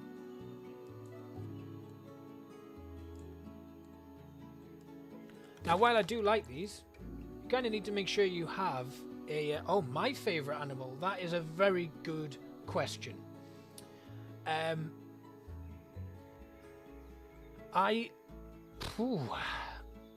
don't know. Should we do a tier list at some point of all the animals on stream, and we'll just have like a massive vote from like F to S tier, which one's the best one? I'm gonna have to open the Zoopedia here to work out what my favorite animal is now. Okay, right. Oh, I do like the Arctic fox, actually. The Arctic fox is probably my favorite. My favorite animal in real life, God, I really don't know what my favorite animal is. My favorite animal in the game is the Arctic fox, hands down. Yeah, I love them. My favorite animal in real life is humpback whales. Honestly, I'm obsessed with oceans and like the sheer vastness of them, the how unexplored they are. But yeah, I think humpback whales are my favorite animals of all time. Obviously, we can't get them in here, but yeah, humpback whales are my favorite of all time. Arctic fox in Planet Zoo. I think in terms of what they did with like the animations and stuff for them, it was the first time I really like fell in love with the work that Frontier put into this game. Like seeing the way that they kind of like dig in the snow and then oh yeah, hit me, yeah, send me the channel, I'll take a look at it. I like finding new channels and stuff. But one of my things, like when I go to bed, is I just put YouTube on, so whatever happens happens. But I'm watching a lot of Kid Icarus at the minute. If you've seen him, he's hilarious. Big PS1 fan, so a lot of his stuff covers like classic PS1 games, and he's so funny. And I really like that. Call Me Kevin. You know, there's some big names out there that I watch a lot of. And Triple Jump, Ocean Conservation Namibia. I will absolutely take a look at that. Definitely. Thank you for that. I'll have a look at that. Triple Jump. Oh, they rescue seals. Amazing. And whales. Fantastic. I will definitely take a look at that one then.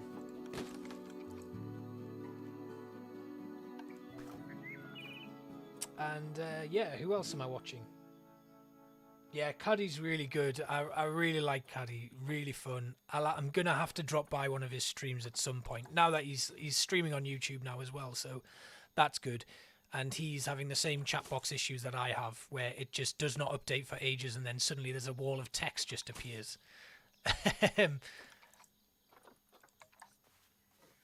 And then, of course, I watch a lot of the Planet Zoo streamers, like Delay Designer, Leaf.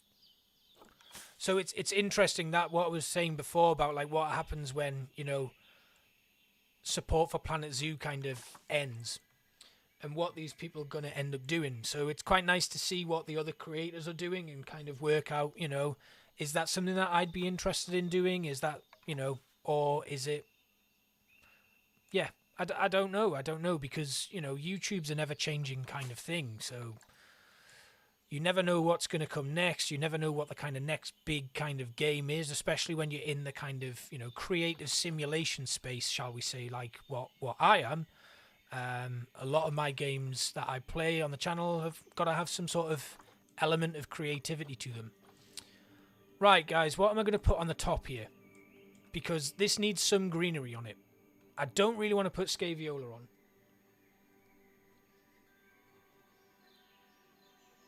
What are we going to do?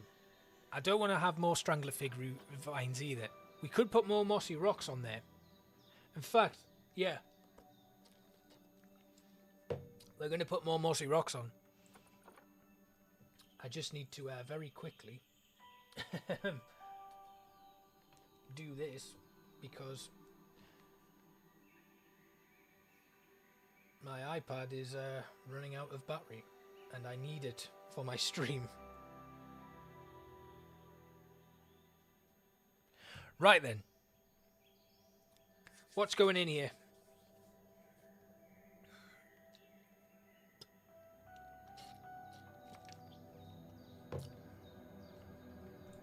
I think more mossy rocks on the top would be a good idea.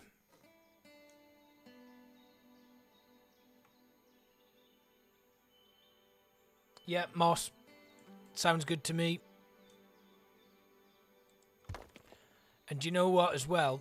Where we've got this large congregation of moss here, I think what I want to do actually is I'm going to remove some of the stonework here.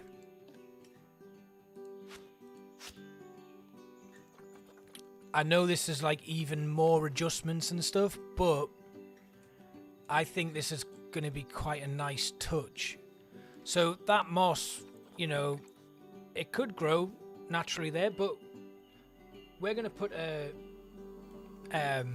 hole in the roof here. And then that mossy growth is going to kind of spread to this area where this kind of bit is caved in. And then we'll put a little bit of rubble in there as well. So again, it's all just kind of additional bits that we don't necessarily need to put in, but they're going to really help to finish the build off.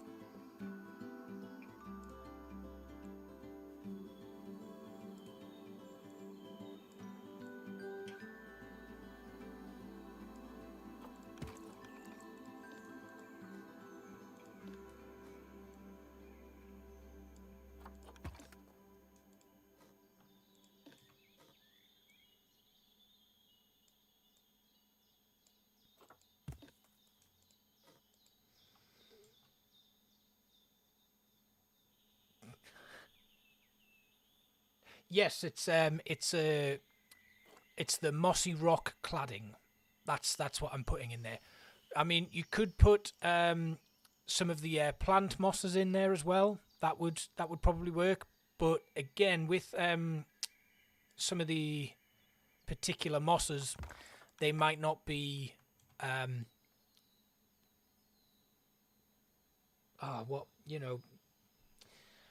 they might not. What am I trying to say here? The Jaguars, if we have a look at the Jaguars, they only like foliage from grasslands, tropical, and temperate. And they have to be like South America. But then there's mosses like the... Let me just have a look. If I go to the plants, and we go moss, and I just get rid of my filters here. These ones here, campion moss. So you could put something like that in as well. But I don't think the Jaguars would like it. But the carpet moss looks good as well. So, yeah. That's what you could do as well. Or you could also go with caribou moss, which is one of my favourites.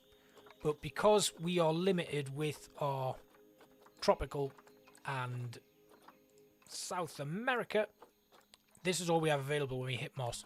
So if we go to rocks, you can use these ones instead. Just basic mossy rock cladding, and you just sink it in a little bit to give you that little mossy effect. But just some smaller pieces. And then what we will need to do is put like a little bit of cladding here. Not that large piece though.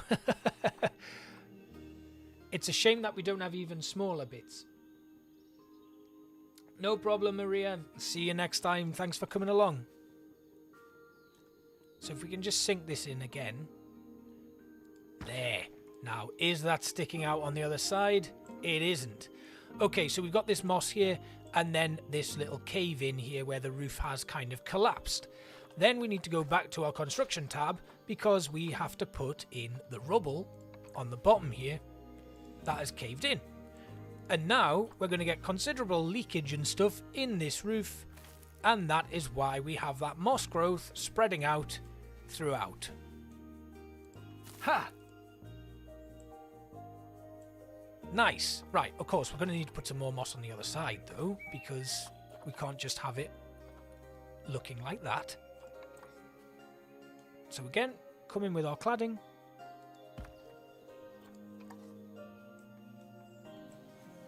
Just give it a little bit of a rotation.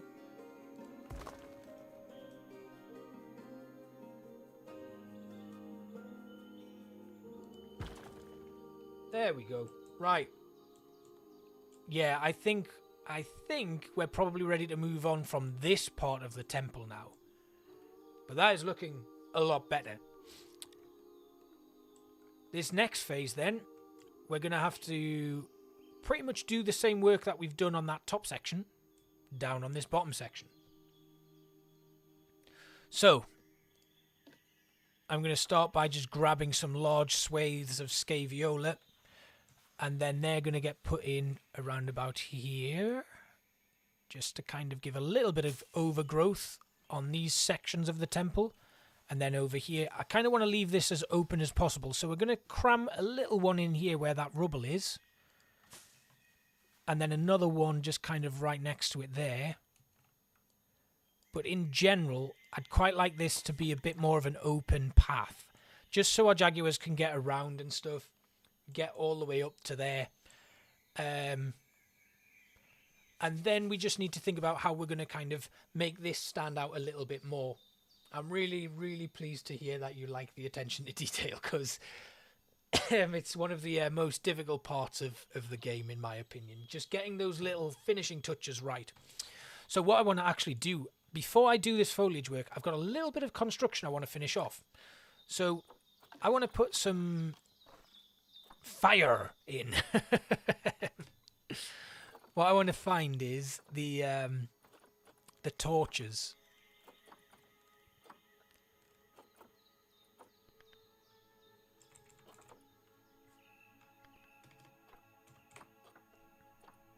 Okay, that's not... Well, yeah, there have been many builds, Georgia, where I have done exactly the same.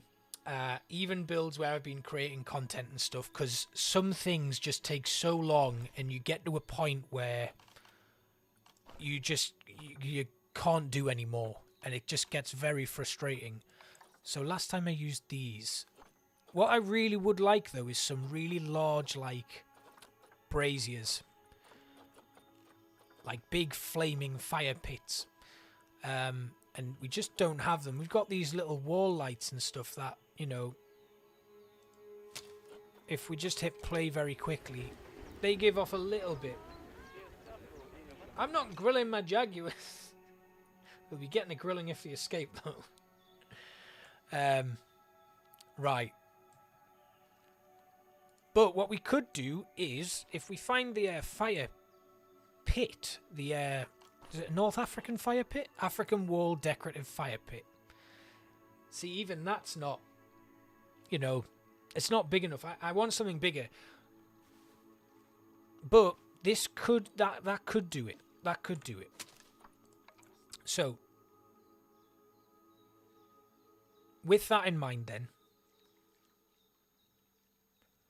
that will be the beginning of this. Now let's go back to our... if we can just change our theme to South America. Then we need to kind of make a bucket of some description. Something that this is all going to sit in. So I want to use that wall light because that gives us the flame, which is what we need. That's then going to come out of this... these burning embers in here.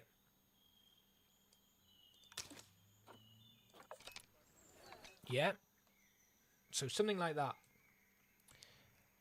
And then if we just duplicate it so it's kind of doubled up and there's a little bit more of it in there.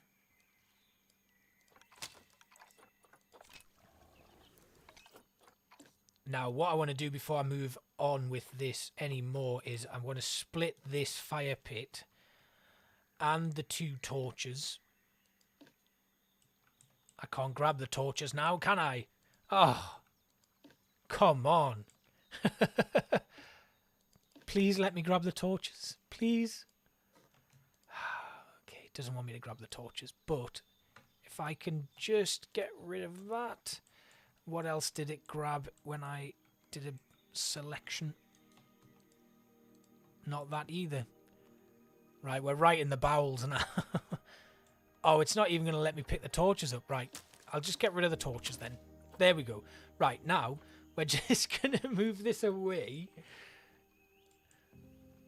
for now.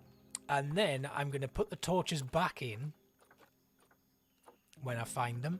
I wonder if we can just use this, though. Because I have used this before. And it did give off a nice effect. And as most of it's... Oh, yeah, that's good. Right, okay. Now we're getting somewhere. Right, okay, so we're going to exit that. Then I'm just going to... Oh, no, we're not going to exit it. We're going to grab that. We're going to grab that. We're going to split them from the group to make a brand new group. Then we're going to edit that. And that's how we're going to do our next set of building. Oh, man. Right, then. So... all we need to do now is just hide this theme.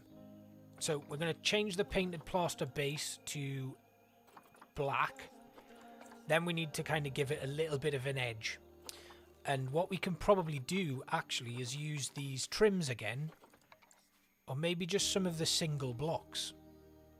So if we can sink those blocks in and then down...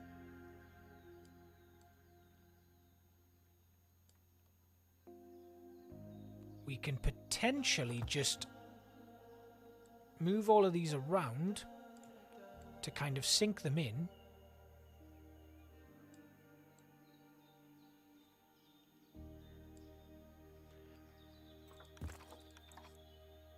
Now the only problem is those little edge pieces that are sticking out. So if we can hide them, they may hide when we sink it down into the actual build itself, so that might not be too much of a problem.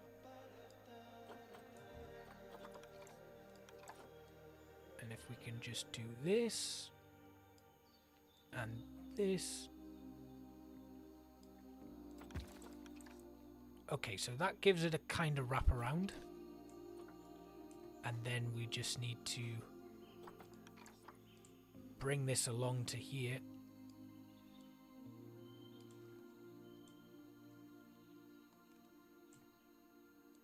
So there are going to need to be a few adjustments and stuff made to this, but...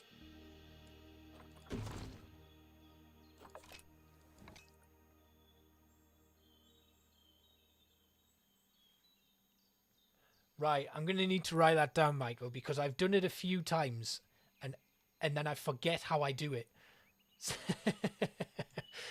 So that's good to know.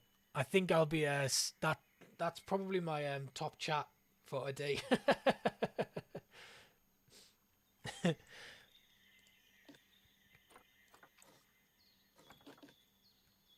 So what we need to do now then is hide the legs of this fire pit. We could use bamboo, but I feel like bamboo next to a fire pit probably isn't the best idea. But I also am conscious of the fact that there's so much stone here, it's probably not going to be a good idea to continue using it.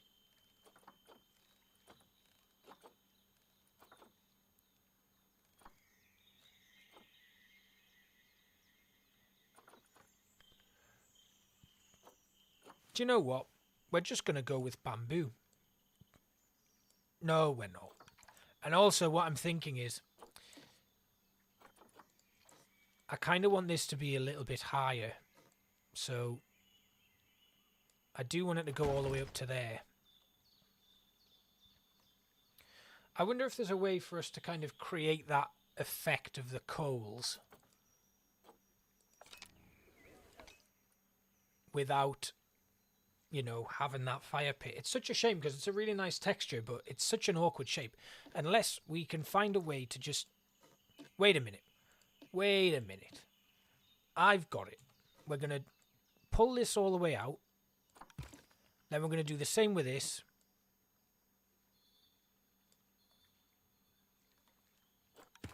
And then the same with the other side there.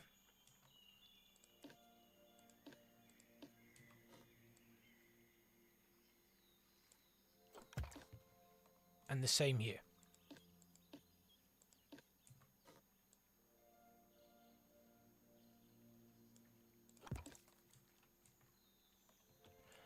Then we will put in,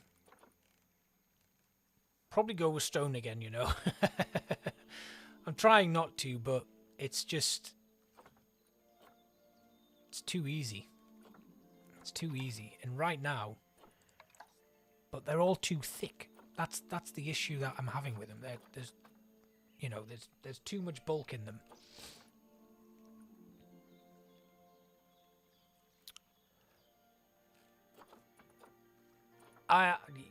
Bamboo. Bamboo's the way to go for this, guys. I'm afraid. I'm going to do it. Because that's going to fit in real nice. And cover up.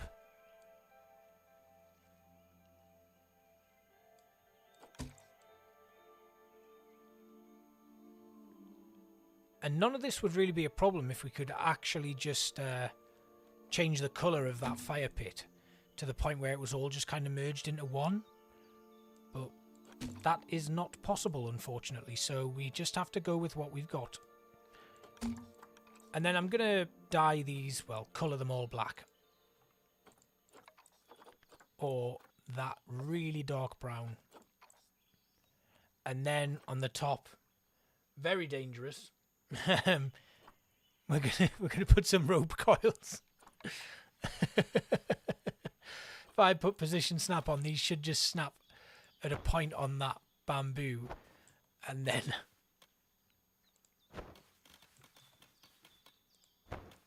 we can go around, highlight all 4 of them.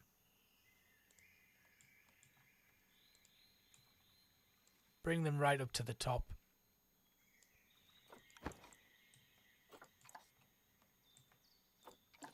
And I think that'll do it for that. So we bring that all the way around. Excuse me, Brazil nut tree.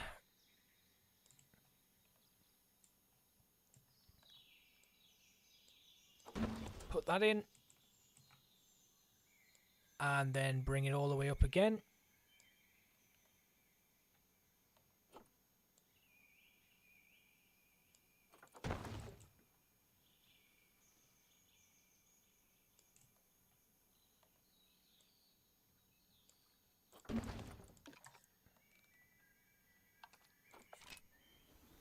Hey, there we go. Wow. Yeah, I don't understand why they've not got fire animations. They're in Planet Coaster, so why not Planet Zoo as well? It would be great to have them, but yeah. One of the frustrating things, we've got a lot of animations that could be easily transferred from Planet Coaster into Planet Zoo, and they're just not there. Which is a bit of a shame. Anyway, now that that's finally done, it is finally time to carry on with our foliage work. And we're going to have a lot of like lava vines going in here as well. Lava vines? Liana vines? Yeah, blowing dirt. Oh, actually, that's going to be a good one to put in as well. We'll put some blowing dirt in. Why have I been calling these lava vines all my life? They're Liana vines. Do I just not look at things when I'm putting them in? I did wonder. It was a strange name for a vine. A lava vine. I've said that so many times in videos as well. How embarrassing. Well, at least I know what the right name for them is now. So we're just going to take a load of these vines and just run them across the windows here. Windows. You know, what resembles a window. Not too much, but also not enough to the point where it's distracting.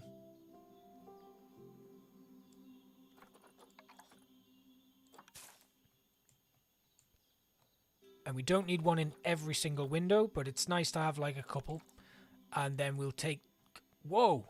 That is not what I was trying to select. That is way in the background. And then we will once again, we'll grab these ones here to duplicate them. And they're going to come all the way across to here. And then I'll just move them along to give us that. And then we'll grab this one. That is very true. I'm way too busy doing this sort of stuff to pay attention to what the names of things are. Yeah, okay, cool. Right. Next up, we'll just grab these ones here. I really like this one where it's like 2 layers of it. So that one features quite a bit. And also, we can put them in on a slight angle as well.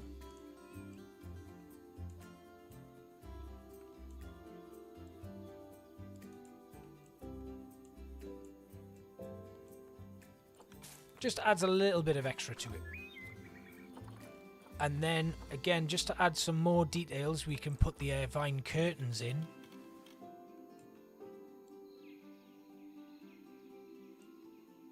Once again, just at the top here.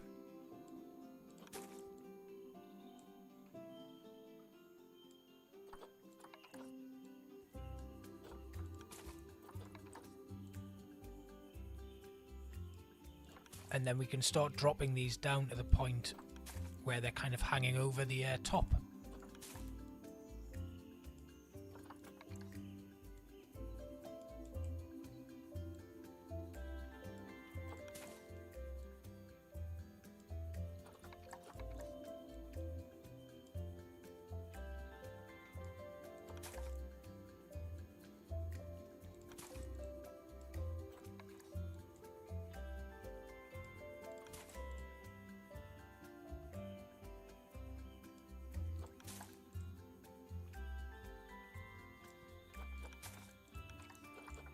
And again, just try not to overdo it. Try not to put too much in.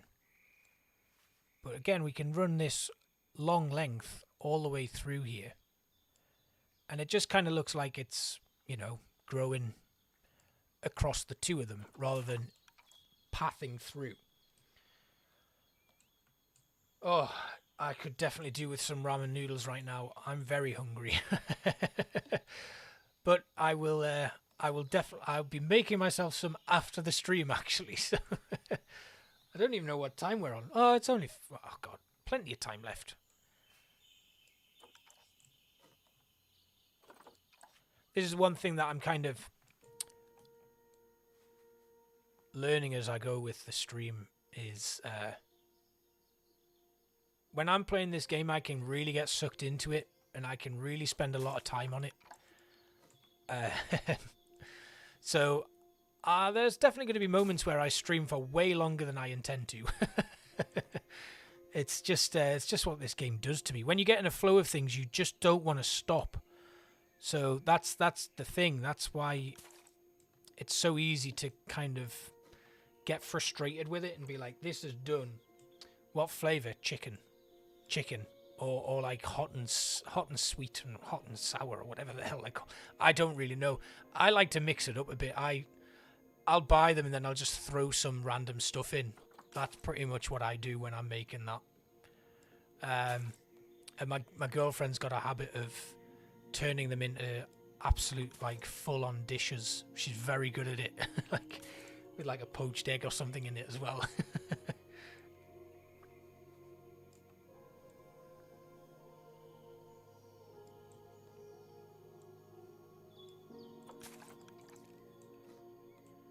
Okay, so we've got a nice little coverage of Liana vines there. I'm going to say the name right now that I know what it is. Ooh, prawn and soy sauce. Yep, good choice. And then we're going to have to find something else to put in. I don't really want to go back to these bushes, but, you know. Oh, actually, we'll put some Spanish hanging moss on these pillars. That'll cover up some of the issues with the clipping between the two of them. The unfortunate thing about this piece is I'm not a huge fan of it. I don't think it's a great texture. I think it can be a little bit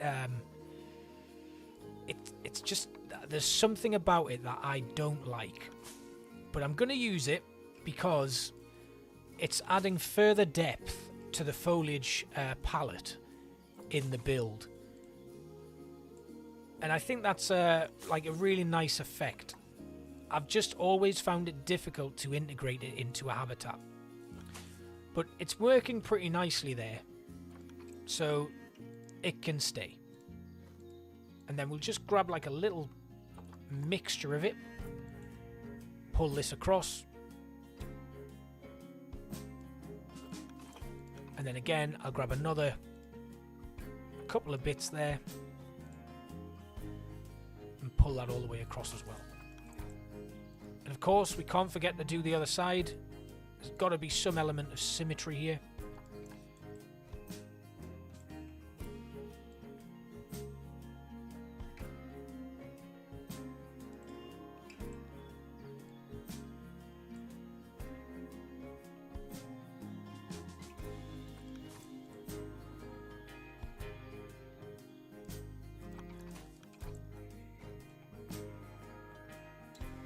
All right.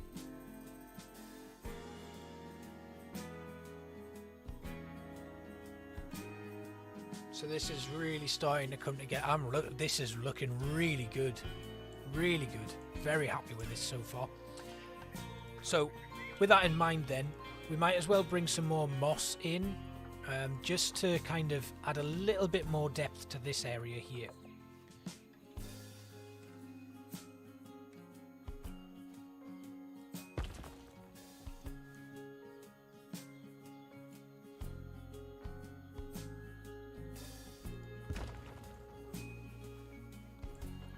Don't want to overdo it though,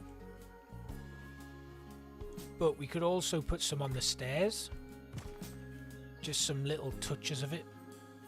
So like here, if we just, oh no, I don't want it that way, that way.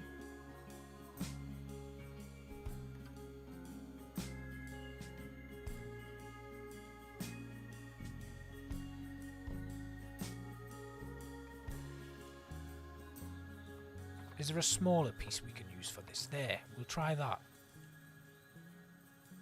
That's good. So then we can just come in and add these tiny little bits in here.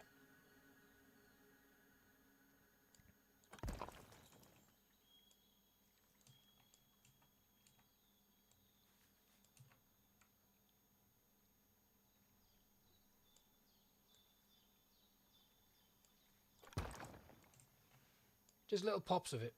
And we can also do stuff like put the little decals on there as well.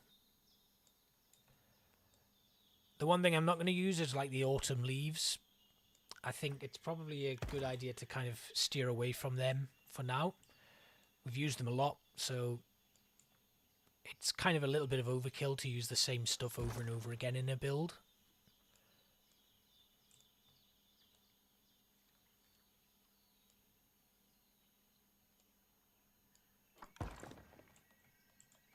And all of this just adds up to the kind of overall profile of the whole piece. Just layer upon layer, bit by bit. And it's tedious, very tedious sometimes, but it's so worth it in the end when you kind of come back and look at it all. So they're just tiny little bits. I'm going to put another one down here, but it's going to be a little bit of a larger one. Right at the bottom there. Oh, okay, it's not large because that happened. Right. So we're getting a little bit closer to the end now, I think. I'm going to leave those stairs kind of free.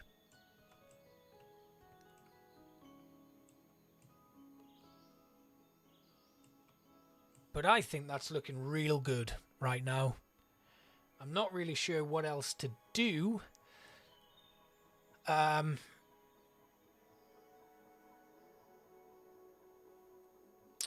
what we can do now then is go to the underwater section. So let's take a dive. Now this is the sunken part of... Oh, God. The sunken part of the... Oh, what's happening? Right, this is the sunken part. So it's kind of like... This used to be maybe like a treasure room or something. And it's collapsed completely. So there's a couple of different things we can do here. I'm first going to get the terrain a little bit more well shaped. So we're going to put a few more, probably mainly lots of rubble and stuff around here. And then we'll bring in some aquatic plants. So if we go back to our construction, keep it on the South America pack, and then we can start putting in some of the larger pieces here, these stone wall ruins, which we'll then just tip all the way over and sink in. Now, they don't need to be perfect because the whole idea is that this whole thing has collapsed in on itself. So they can kind of overlap and be at weird angles.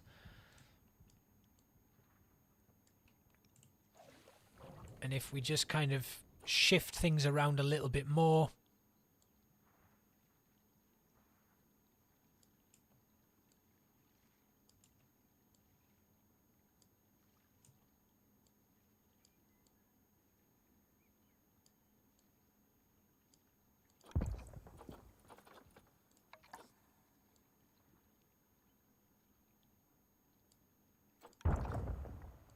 and then we can get those rubble pieces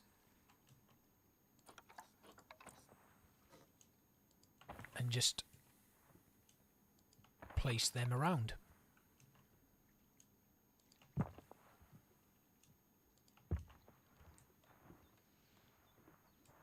And then some of the support beams.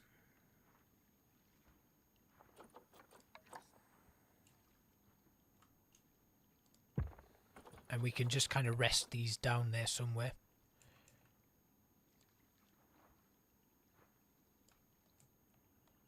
Some of them on an angle. And then obviously we're going to need to add another one in there underneath, so that it's actually resting on something. Like that. And then, of course, we do still have these, remember, from the Dwarf Cayman habitat, where we kind of built something very similar to this. But that one actually had some sort of treasure in it. This is just ruins and crumbled structures. So we can level a couple more of these in here.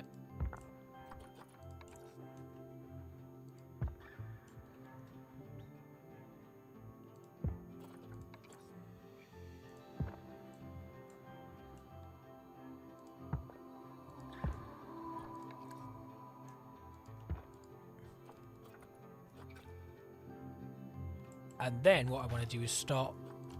Is this actually going to work? Oops, that's terrain paint. I don't want to do that. But actually we do need to kind of get rid of the grass that's down here. So we'll do some terrain painting as well.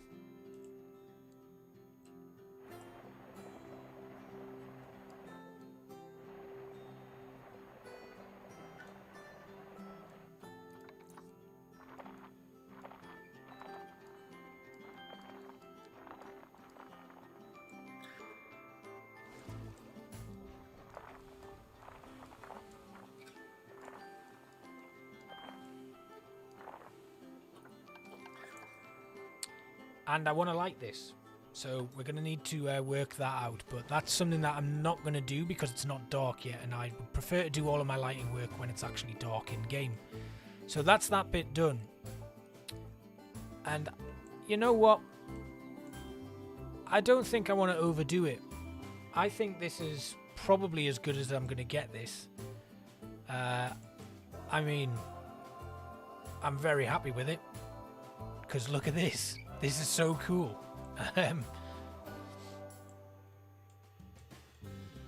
Right. Wow. Okay. Let's hit play. Let's go have a look at what our Jaguars are doing. Where are they? Well, they're not here. Where have they gone? They've escaped.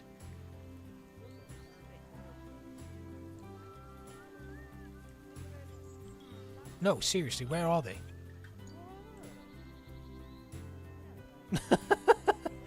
Oh, I see one.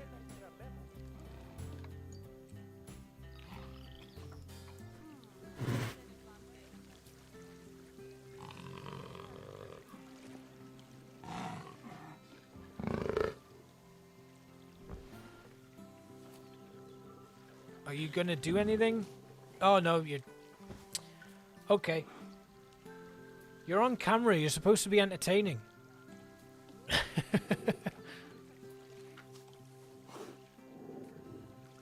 And you're floating. See, this is where sometimes the pathing in the game lets itself down. Because this Jaguar... Oh, and the badger's going to inbreed. This Jaguar is floating.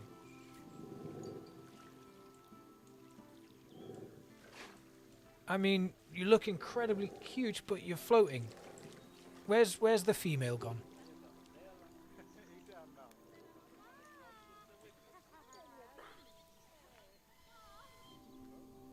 Is she climbing? Have I just not noticed her climbing somewhere? Nope, she's not there.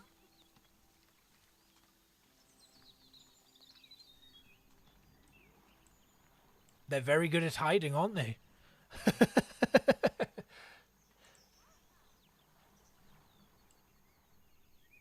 Right, you're asleep. Where's the other one? We've got some issues happening here. Oh, it's the moose temperature. We're going to need to sort that, actually. Right, where is she?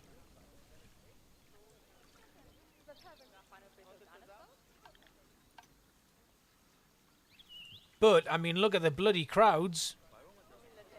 We're going to have some major litter issues here soon.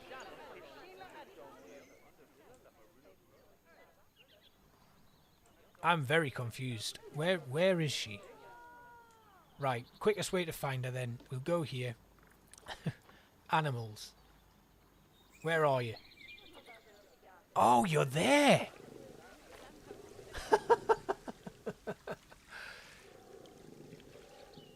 Well, how were we going to spot that?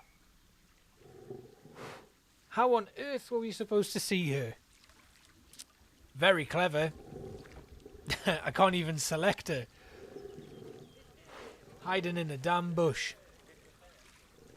Like, we've spent all night on this build, and now that we want to have a look at them, they're just going to sleep. Let's just have a quick look at the traversable area, because we need to make sure that they can get in everywhere. So that's looking good. They can access everything that they need. The one thing that they can't access is this scratching pad up here. So I wonder if we can just move that out, because that is climbable. But I don't think it's traversable for them. It's a shame, because I really would like to get them up there, and they don't tend to climb up there unless they've got something to actually get, which is a shame. So, yeah, that's not accessible at all. In fact, it doesn't look like any of this is accessible now. Oh, there we go, it's repathed. Yeah, okay, so we're going to move that. That's a shame, because I would have really liked to have had that up there. So we'll just move this around to here. Put it against that bit of wood there. And then there we go. Right.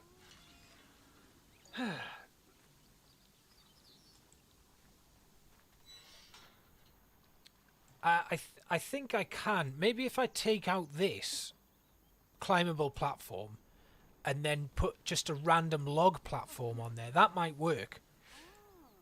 Let's give that a go, actually. Construction.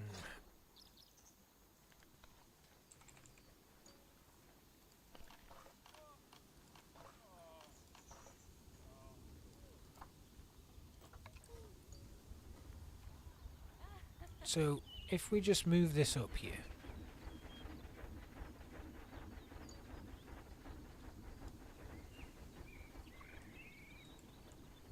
And I'll try and just align it there. Whoa, I don't want a second one. Then I'll delete that climbable platform. Then we can move this basic log platform into position.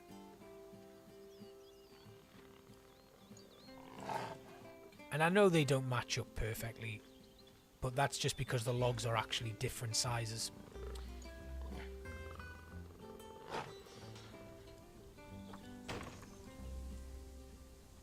And now that I've decided to do something again, both of them have woken up and are now off doing stuff. Because what I really liked is the idea of hiding this in the Brazil nut tree a little bit. So that it had that kind of... It looked more like they were scratching up against the Brazil nut tree. Right, now let's see if that's accessible. I'll never know because I can't even grab it myself.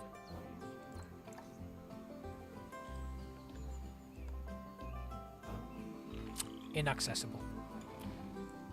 So yeah, probably hiding an arch shape inside it would work.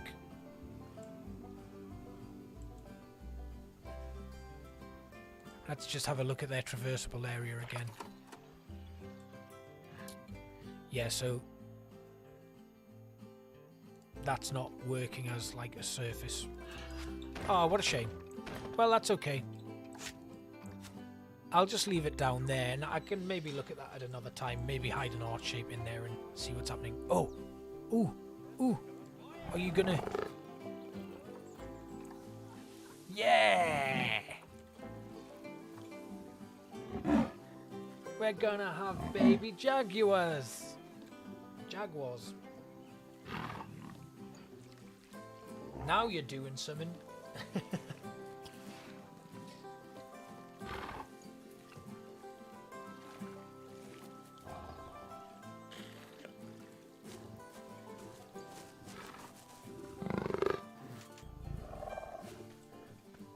Oh. Oh, what are you doing? What are you doing? Is this the male again? It is. He is.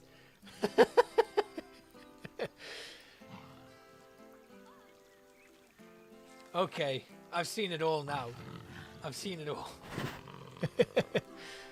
Right, okay, so...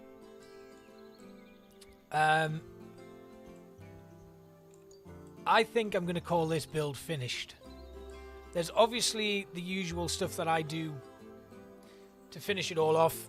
The little cinematics, adding in my enrichment items. Guest enrichment items, shall we call them? Educational boards and stuff. And yeah, that's all that's left to do really for this one. And then there'll be a nice little cinematic tour at the end. So yeah, you'll obviously get to see all of how all of it came together really. And I'm really happy with this one. This is a really, really good build, although it was pretty frustrating at times. So if we just sweep round through here. Guest views on both sides. Oh, that was one thing I didn't do. I wanted to put some foliage down here as well. Because it's a little bit bare. So, let's... Now, the one thing we need to be aware of is using the underwater plants probably won't be a good idea. They'll probably not like it. So what I might actually do is... Oh, actually, water hyacinth. That'll do it. We can pop some little water hyacinth growth down here.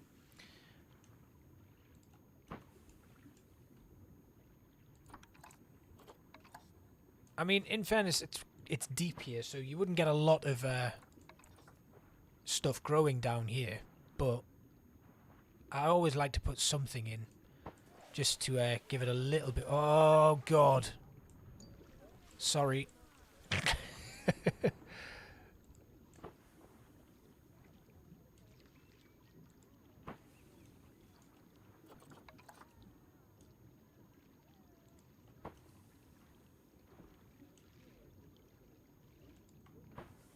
Yeah. And we can also bring in a couple of leaves, strangler fig roots and stuff down there as well. But for now, I'm pretty happy with that. So we're going to go align to water. We'll put, wow, that is not aligned to the water. Thank you very much. That is much better. We'll fill out this pond with some water lilies.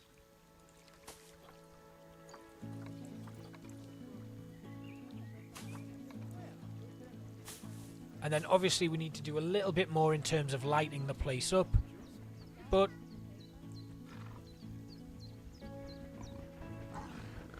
I think this looks really cool. I mean, wow. I've impressed even myself today, everyone. So, I think it's time for a short break. And we'll do a little bit of chatting.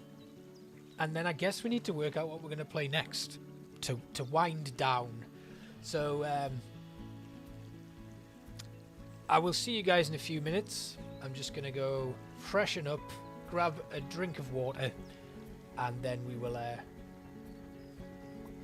finish everything off for whatever the hell the stream is going on. I don't know. Right, back in a couple of minutes, everybody.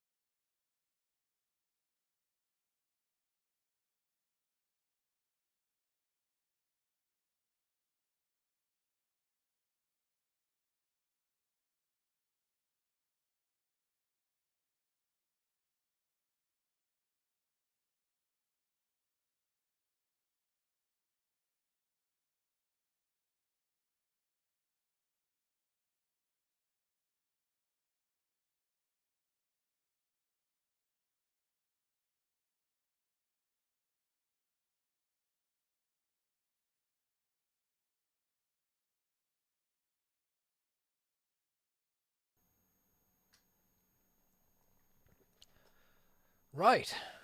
Hello. We are back. Oh, Pandy, welcome.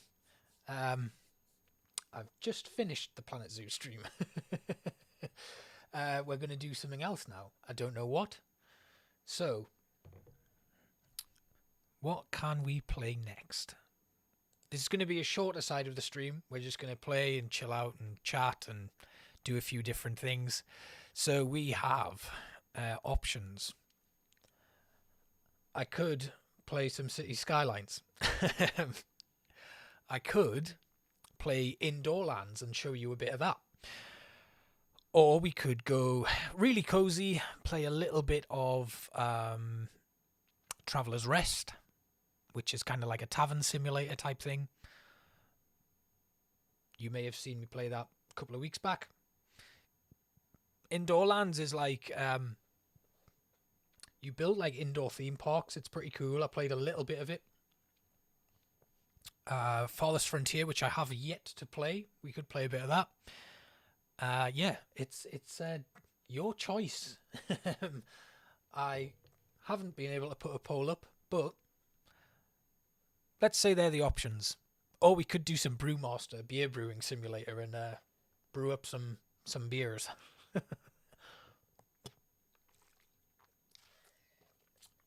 I would also suggest Prehistoric Kingdom or Jurassic World Evolution, but I think it's getting a little bit late for that now, and my focus for building really went into Planet Zoo there, so that is a little bit beyond me.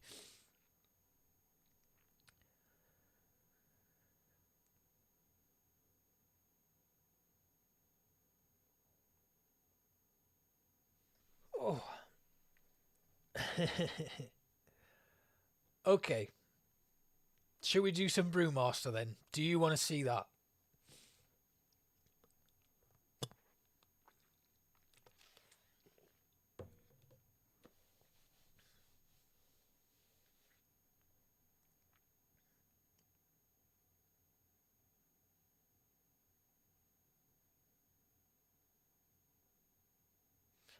Right, let's do it.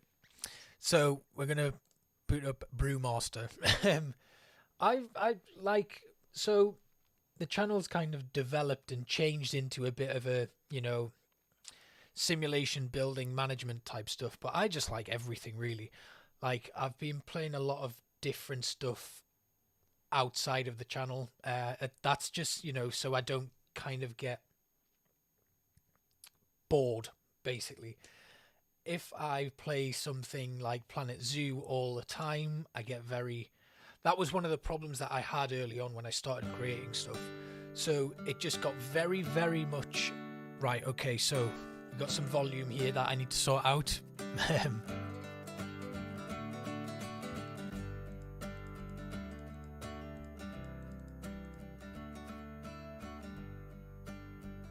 Okay, maybe that needs to come down a little bit more. There we go. Right, now, let's swap on back over to our gameplay. Okay, right. Brewmaster, here we go.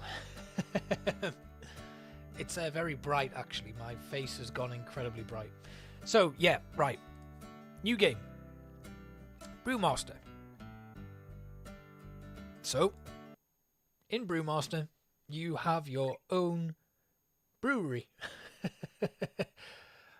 Well, basically, Pandy, that was the build that is going to be live on Saturday. I was just finishing it off, so all good. You'll get to see the full thing, speed buildy, commentary. You know the drill. Anyway, we are about to take our first steps into the world of home brewing, a world packed with creativity, discovery, and most of all, excellent beers. Brewing is an art with endless possibilities where true mastery can take a lifetime, yet at its heart, it's wonderfully simple. Anyone can pick up a brew pot, throw a few ingredients together, and create a tasty, thirst-quenching beer to share with friends and family. So that's exactly what you should do. So we need to brew a beer using the extract brewing method. So I played this during Steam Next Fest, and it was a lot of fun. It was very, bare bones. So we already kind of have a maxed out house, basically, by the looks of things, which is a shame because it would be nice if you could start with nothing and just end up with something really cool. But anyway, in the back here is our home bar where we have tasting taps and stuff, and people can come around and then you can put kegs on your keg rack and stuff. So there's a lot here. This is all pretty new, actually. I don't think this was in there. And then we have a cellar where we can store our beers. That's cool. That's new. Anyway, let's just take a look at our kitchen, which, you know, is already pretty well kitted out. Now in here, we can open our equipment cupboard, and this is basically where we retrieve. So if you've played any of the other kind of like kitchen simulator-y sort of things, it's very, very similar to that. So we get our small brew pot out. That goes into our tab. Back out here. And then here we go. We fill it. Do I need to take the lid off, or will it just... Okay, I need to take the lid off. Oh dear. Yeah, mine would be exactly the same, Wolfie. I remember actually I bought my dad like a homebrew kit for his birthday one time. So yes, we need to have a little look at how this is going.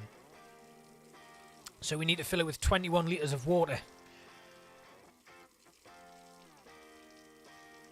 I mean, the music is very cool. I really like the music. It's very chilled out, very relaxing, very like, you know, easy going. But this got pretty chaotic when I first played it.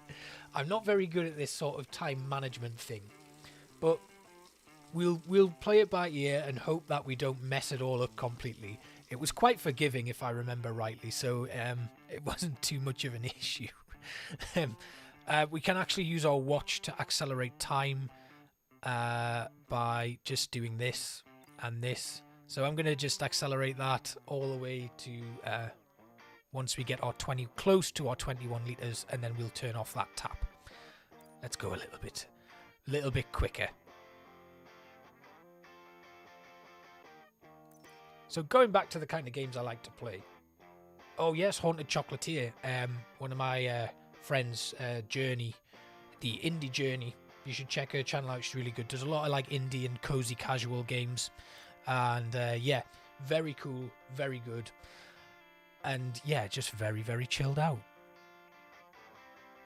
So I am just going to let this go a little bit longer. We're nearly there to our 21 litres. There we go, 21 litres. Why can't I... Oh, wait, hang on. Close watch. Close tap. Half a litre too much. Ooh. Yeah, the 1000 times faster option is chaos. I think I used that when I was waiting for the beer to brew. Right, now we need to pick up our brew pot, stick it on the kitchen hob, and then heat it. Turn on the hob. Now, while that's heating, we're going to go and get some malt extract. So we can do a light or an amber. Does it tell us which one we need? Any one. Okay. Do we want an amber or a light malt? What beer do you guys prefer?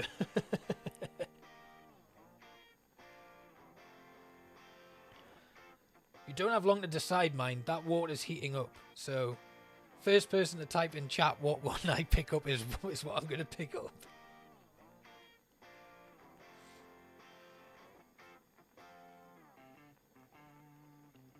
Are you all deliberately making me wait now? Amber, done. I don't know how much we need, so we'll just take 250 grams of it. Oh, it's 2 kilos. So, we better take more of that then. I'll just take that. Right, we got 2 kilos there. Now, we need to pour it all in. Pour the full amount in. Okay. And we just increase it with the mouse wheel. That missed. That's not going in. Get it all in. More. There we go. That's all done. Now we don't need that anymore. A bag of steepable grain. Vienna Crystal or Ultra Pale? Come on then. It's on you guys again. What are we putting in? Wow, exploded. Okay, that didn't happen to my dad's, but he definitely underbrewed it because it tasted just like water and hops. That was pretty much it.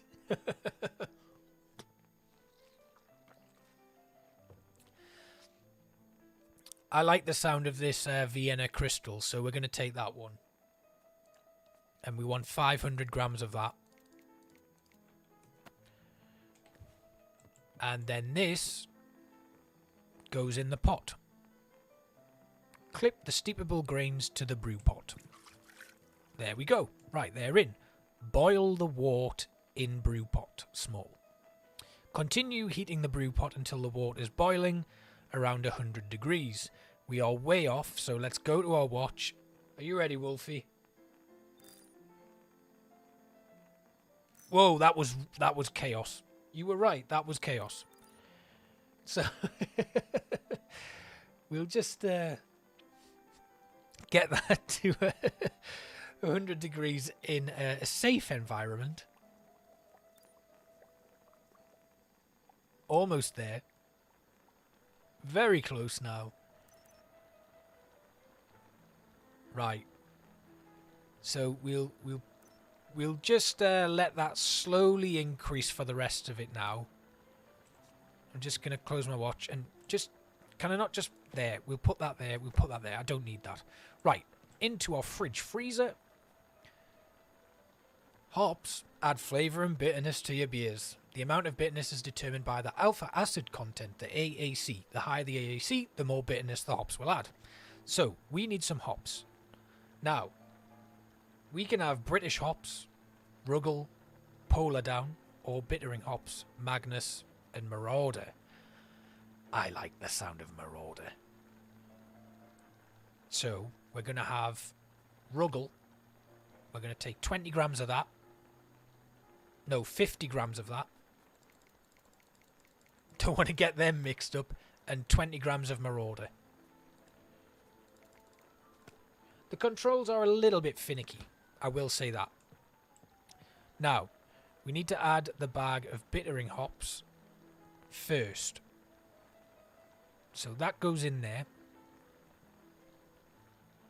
It's not quite boiling yet. So I'm just going to speed that up a little bit more. Just so that we get to that boiling point.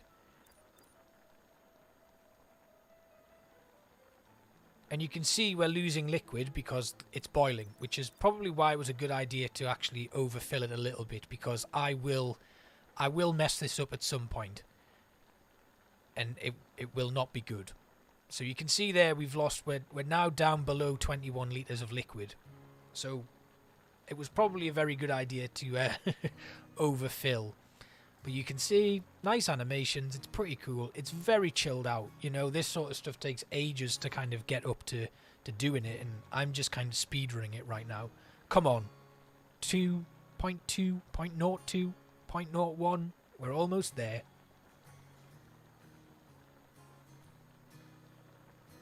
Is it going to go? There we go. Right, we did it. Now, we place that on there. Continue boiling the water for 50 minutes. Use your watch to accelerate the time. Then after 50 minutes, add the second bag of hops. Right, we are at 14:48 p.m. So, I make that 14:38 then. 15:38, sorry. See, I knew, you know, I'm an expert beer brewer. Did you not know this? Right, we're almost at 14:38. There we go. I'm just constantly putting it down to like pausing it. Wait. No, that was right. Now boil for 10 minutes. Remove all the bags, turn off the hop. Right, so 10 more minutes.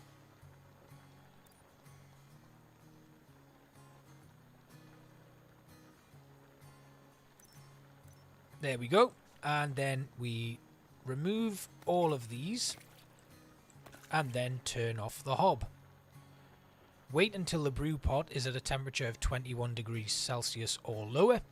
It is vital to cool the wort before adding yeast. Use the calendar to advance time by 1 whole day. Right, so if we go to the calendar, which is right here, I'm just going to put all this stuff here. Just making a mess. And then we will advance 1 day. Just the 1 day, thank you very much. And we have cooled. We need to retrieve the fermentation container from the equipment cupboard. Grab that. So it's quite good, you know, it does teach you the steps of beer brewing and stuff. So this is where I messed up massively.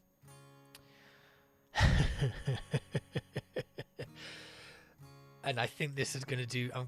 this same thing's going to happen right here. So we need to take the lid off this. Then we need to pick this up and pour it into here. It wasn't this point, but there we go. We're filling it up. Look at that. Look at all that beer. Stop pouring. Okay, so it okay, we're not doing too bad. Retrieve a packet of yeast from the fridge freezer. Yeast. Now, we can have American ale yeast or British ale yeast. So, SoCal ale or mild ale. I'm going to go with... You know what, you guys? It's on you. Am I making an American ale or a British ale? You let me know. I've got time now, so it doesn't matter. I'm not waiting for a pot to boil over with 21 litres of liquid in it.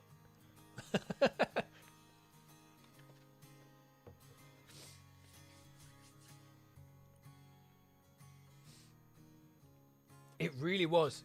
Next time I'll pour it slower, I promise. It's got a lovely sound to it as well when it's kind of filling up. So as you kind of carry on through the game, you do unlock and are able to buy more like yeasts and stuff. So we're going to pour all of this into the fermentation. Come on. There we go. Oh, look at that.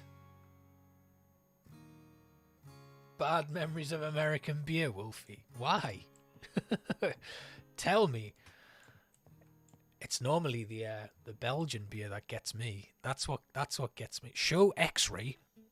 Oh, okay. So right, that's something else that we'll talk about now. Attach the lid. Use the calendar to wait 15 days. God, if I could just use a calendar to wait 15 days, I'd be laughing.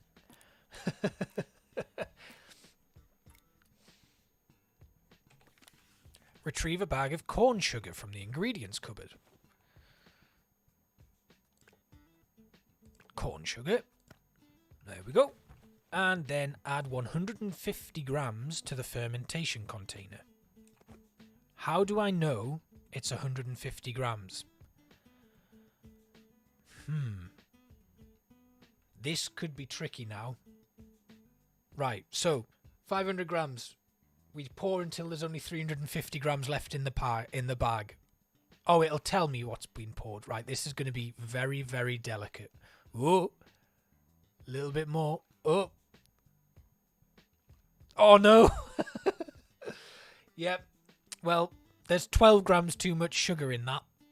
I hope it doesn't affect things too much. Let's put that away now. Retrieve plastic barrel and a tube. Now, this is where I messed up. This is where I really messed it up. So we need that. And then we also need a tube.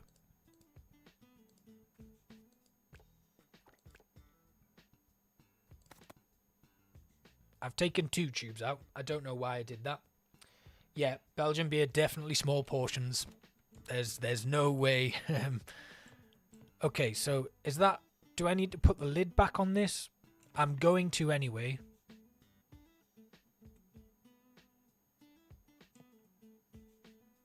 So, it's a gravity-fed thing. So, we're going to go to our plastic barrel. I'm putting it on the floor because the last time I did this, it didn't work. I don't know why why it needs to go on the floor, but anyway, we use a tube to transfer our beer into that.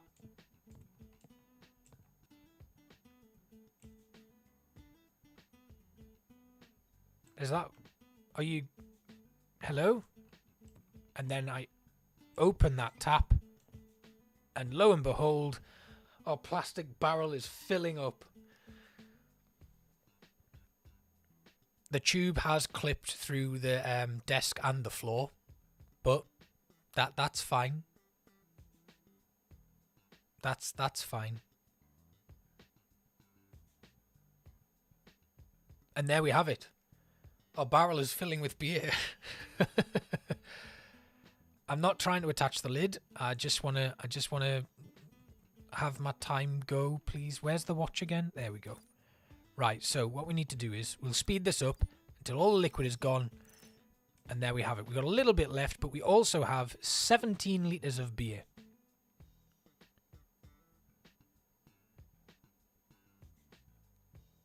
Close the barrel's lid, then wait 20 days. So we need to close our watch, then detach the tube. We'll stow that. We'll put the lid on this. We'll pick up our barrel. Can I pick it up? Am I allowed to pick up my beer? There we go. Then we'll pop this on the table over here, and then we'll wait 20 days. Ooh, we must be getting close now. Right, it's beer time. It must be done. I think it is. Yeah, I'm sure it says that somewhere. Taste and package your beer. Right, let's pick this up. Bring the barrel to the taps in the tasting room and give your beer a try. So we then put our plastic barrel on the tasting. Hello? Oh, we did it. We've brewed a beer. Now then, it's a very, very dark ale. It's fairly carbonated. Okay, so let's talk about this then. One of the methods of measuring beer colour is the standard reference method. This colour grading system goes from pale yellow, 1 SRM, all the way to black, 40 plus SRM. The ingredients of a beer determine its colour, especially the grains used. So it's a very, very, very dark beer. Carbonation. Carbonation is the measure of carbon dioxide in a beer. It's bubbly fizz. CO2 is created by yeast during the fermentation process along with alcohol.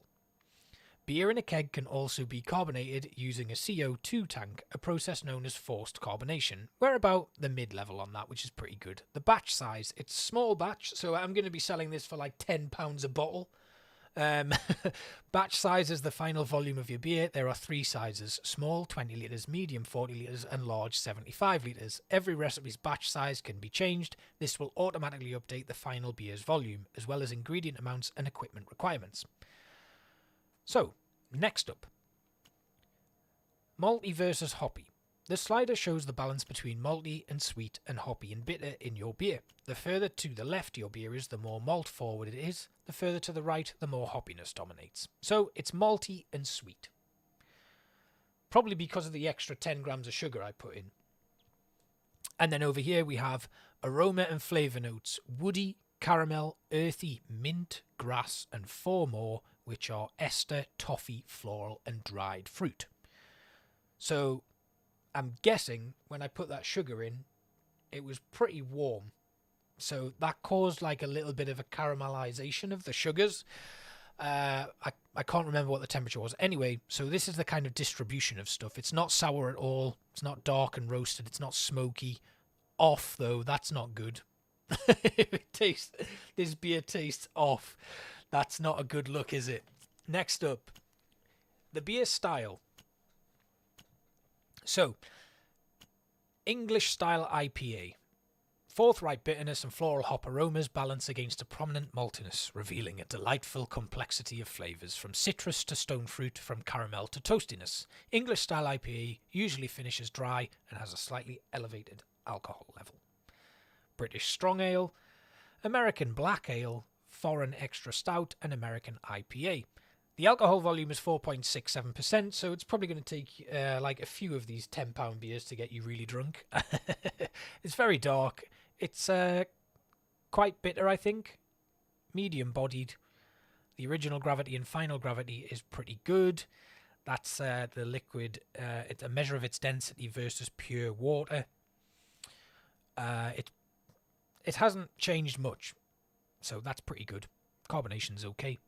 And then yeah, we can move on. So now we get to make our packaging. So we need to give it a name. Like it's gonna have to be so like it's dark. So I was thinking something like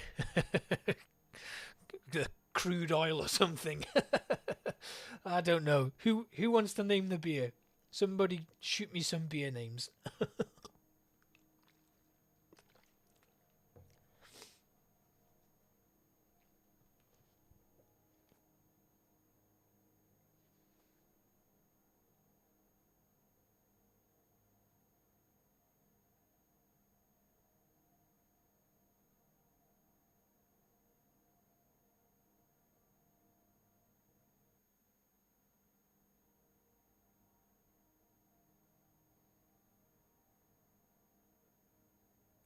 Do we have any beer names? No? Right. We'll call it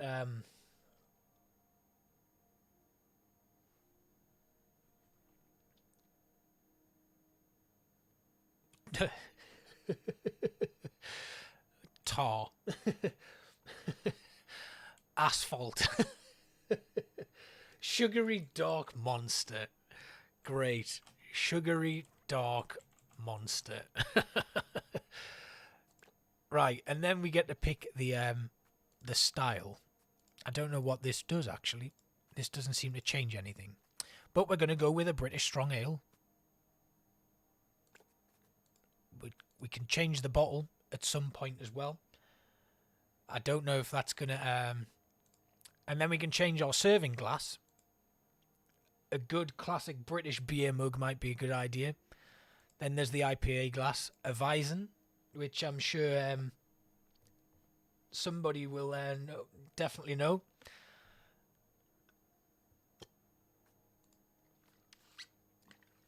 Pilsner glass. A Nonic pint, which, you know, that's very popular over here in the UK. The tulip glass, which is about aroma. A goblet for Belgian beers. I think I'm going to go with a quintessential British beer mug. And then we can then just change our labels.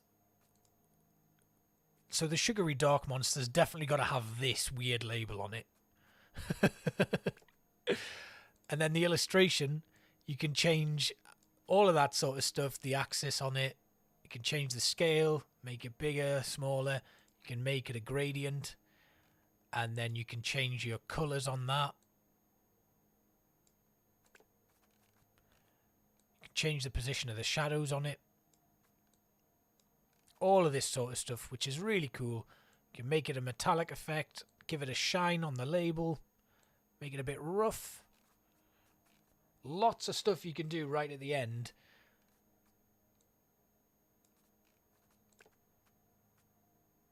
And then your text banner. You can kind of change the texture on that, so we can have a couple of different bits and pieces here. We'll go with that. The background, which again allows you to change the label's background. So our Sugary Dark Monster, I think that's a decent background. And then the beer name text, you can change the font. So I think this one's a good one. Oh, Leadwood. That's good. And then we can we change the size? Yes, we can. There we go. We'll give it a shine. Amplitude. I don't know what that is. Lots of stuff here though. And then here again we'll change the text of our British Strong Ale to the same font. And then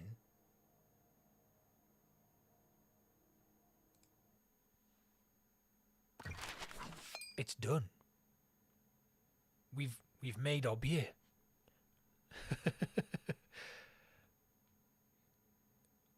And then we can basically, you know, we've got a nice display bottle here. We've got our keg of sugary dark monster in storage there.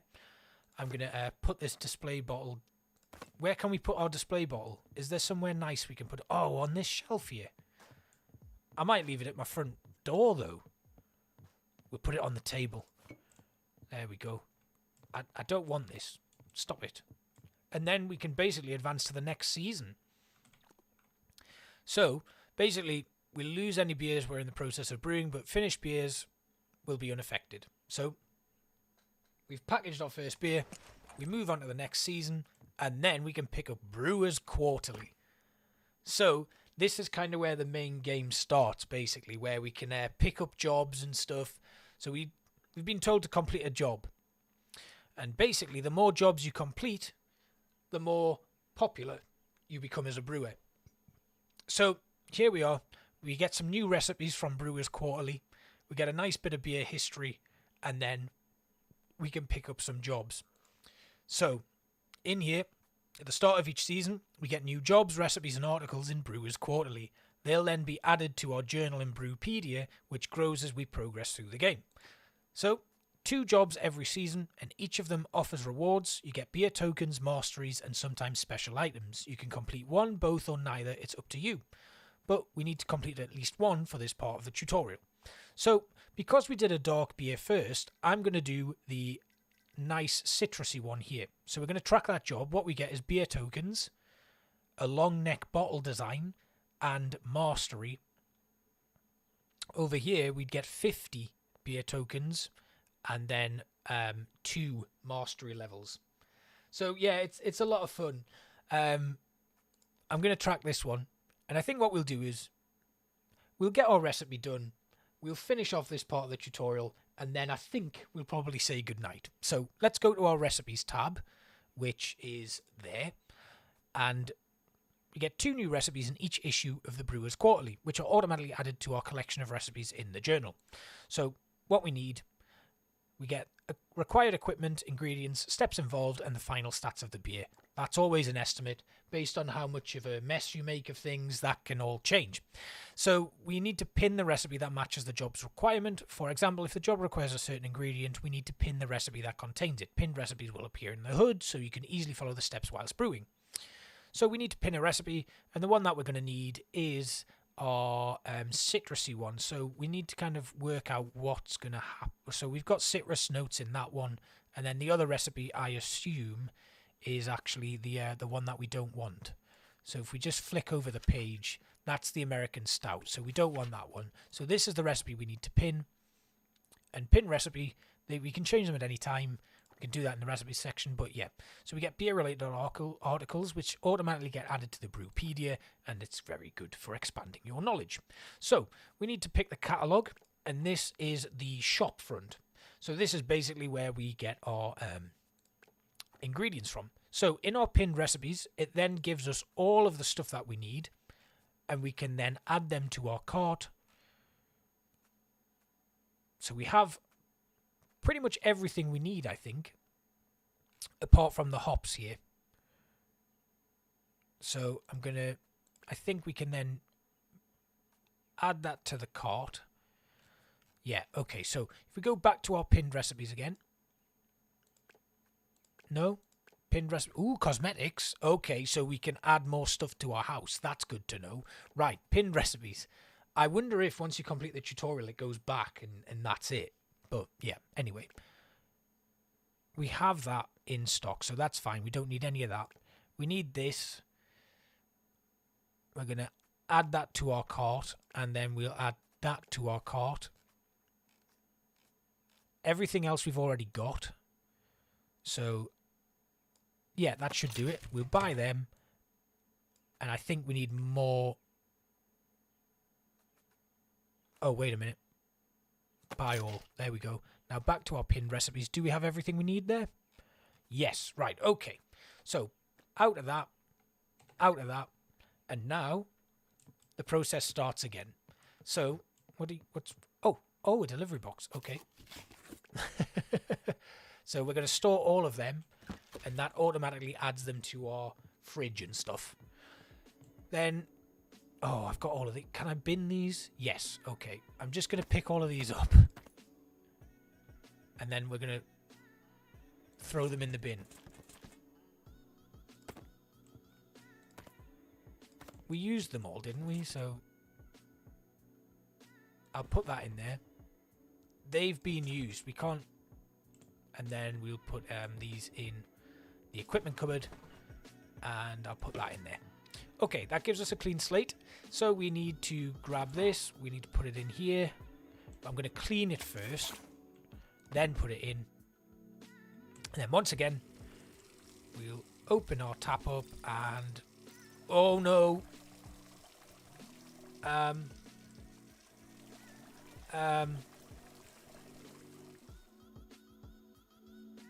Oops. We'll just pour some of this out, shall we?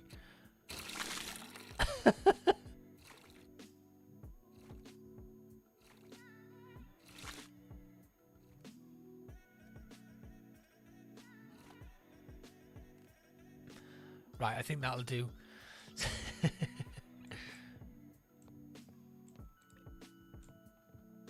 I can't turn. Why can't I turn? Right, there we go. Now I can turn. Right, we've added... Oh. That's right, though, surely. Add 21 litres of water to brew container. Yes. Next. There we go. Right, that's so I need to do that myself. So we're going to heat that up now. Then we need to get our malt extract.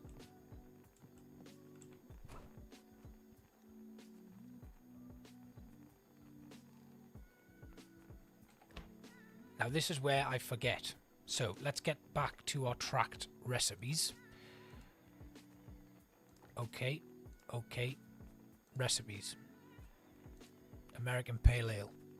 So malt extract, light malt extract. 2.5 kilos of light malt extract. So we're going to retrieve 3 kilos of it, and then we're going to pour this in.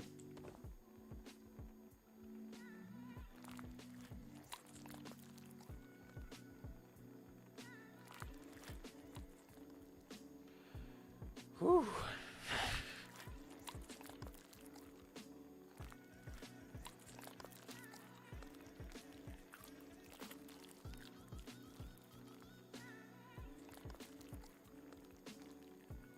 Almost there. God, it's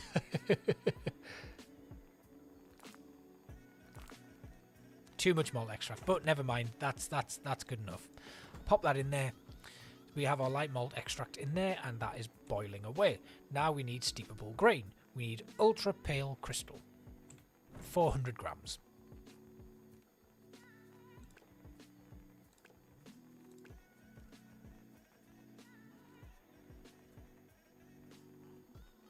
Oh, that wasn't in there, was it? It was over here.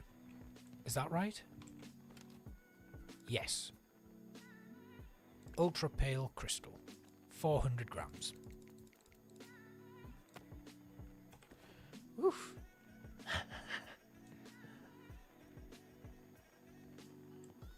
And it's such a satisfying noise as well when you pour it, because it is syrupy. Right, we steep this in there. That's 400 grams of that in there, steeping. Heat the water until it's boiling. So we'll go back to our watch.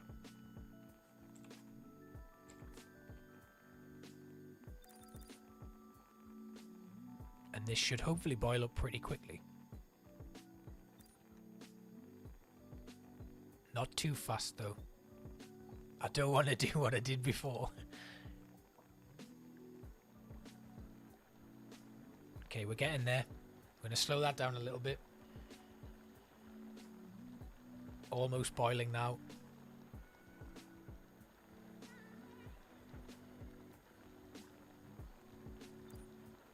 Come on, bubbles. There we go. It's getting a nice froth of boil on there now.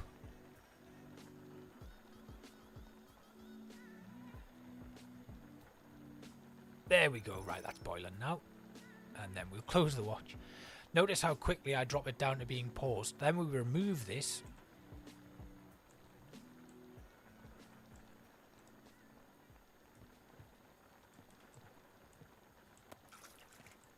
We'll chuck that in the bin. And then add hops to boil for 50 minutes. The 20 grams of this that I bought.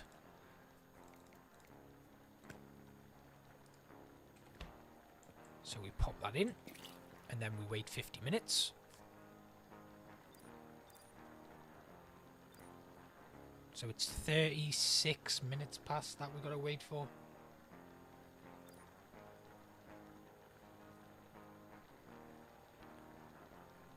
So yeah, you can see that it's very relaxing, and it's just a kind of time management sim. But it looks like there's enough about it. Kind of reminds me of, like, you know, PC building simulator and stuff like that. It's just a very nice, relaxing little time sink. So we don't remove that. We then add the next lot of hops, which is the Wenatchee, and we add 50 grams of that in.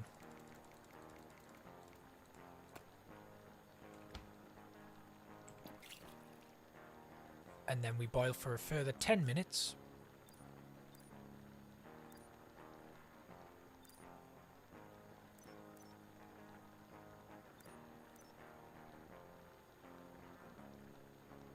I don't know if this is 10 minutes or longer. I'm gonna leave it until 47. Right, there we go. And we turn that off. We remove these. We'll throw them in the bin. Next, cool the wort, which we're gonna wait for a day.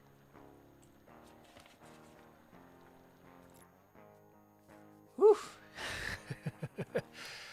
That's nice and cool now. So we need our fermentation container, which we're going to have to remove the lid from that, and this was probably going to need washed as well. That's cleaned. Then we'll pick that up, pour it in. Are we ready for a slow pour, everyone? Here we go. Slow pour. No silent.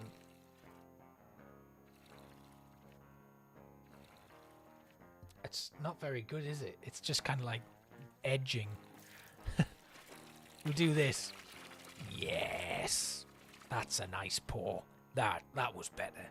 Right, okay, so it's another small batch by the looks of things. Right, we'll pop that down there.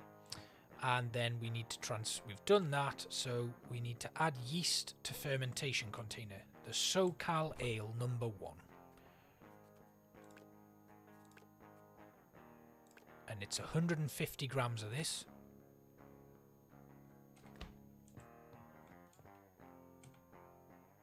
Oh, it's just the full packet.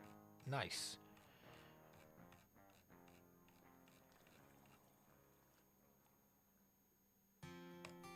That's that done. We throw that packet of yeast away, and then we ferment at 20 degrees for 15 days. It's at 19 degrees. I don't think that's going to get any... I think the fermentation container is plastic as well, so we can't really do anything about that. So let's wait 15 days.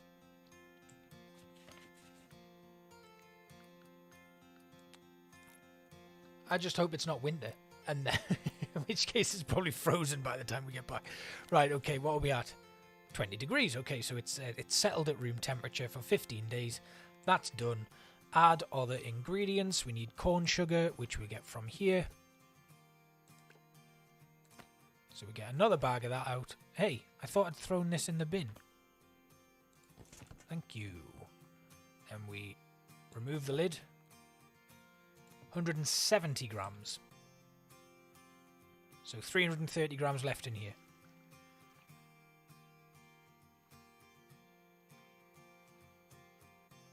Haha, did it again. Oh no.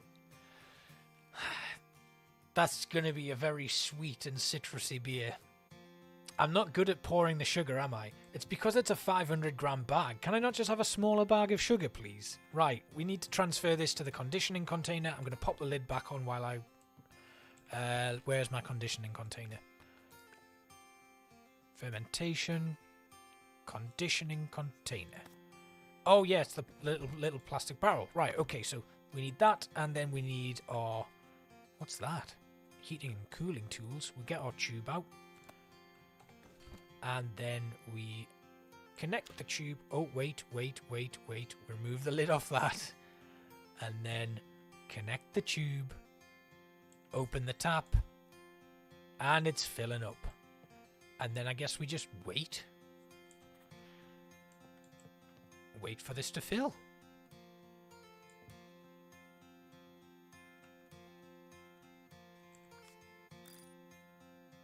There we go. So, in there's like 801.5 grams of undissolved stuff. So, that could be like sugars and other bits that have kind of ended up in that fermentation container. Potentially because we didn't actually... Yeah, magic tubes clipping. Let's detach the tube. So yeah, that's something to kind of be aware of. I did rinse that, didn't I? And the plastic barrel's a brand new one, so we'll pop the lid on that. We've got 17 litres of liquid in there. We need to condition this for 21 days, so I'll pop it on the table again, and I'm going to clean up my mess. Because, once again, oops, don't want to open my cupboard, just want to put my stuff away, thank you very much. We are going to remove the lid from this. We're going to rinse it all out. Container is too large for the sink.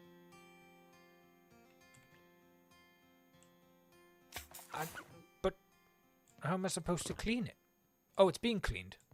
Cool, right. And I'll clean this as well.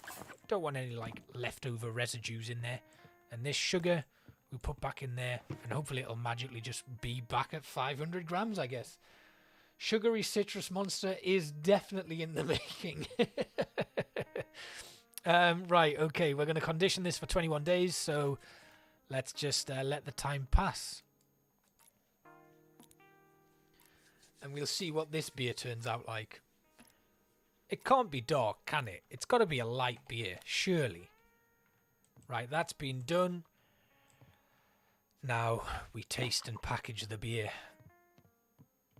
And hopefully we've fulfilled our jobs requirements, actually. So let's go to the tasting taps. The beer has failed the test. This batch size adding water to the condition. What? What? There's like, it's too small by like 0.07 of a litre, so I need to add water to it. Oh no. Right, this is going to be a disaster. So, we're putting that in. We're opening our tap and filling this up with the tiniest bit of water that we're then going to pour it. I can't pour into that Oh, this is a nightmare. Right, we need to put that there. Then we need to put this back on the floor. Get another tube out. My small batch is too small, everybody. It's not going to work. We then need to pick this up, pour it into here. Not enough space to pour into the container. There is. Do I have to do this on the floor now? I'm going to move it over to here. Right, we pick that up. Pop that on there. Pick that up. I don't want to connect a tube to it. I want to just pick it up and then pour it in. So I need to pour this liquid into here. Stop pouring. Pop you down. Pick this up. Put it there. Put the lid on it. Grab my plastic barrel. It's because there's undissolved liquid in there. It's sugary, watery citrus monster. Then we're going to... where's my... Hello? Oh, it's round there.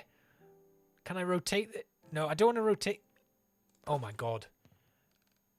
Ah, okay. So I can do that. Then I can connect the tube, put it in there, and is that, and then open the tap. 17 litres. Close the tap.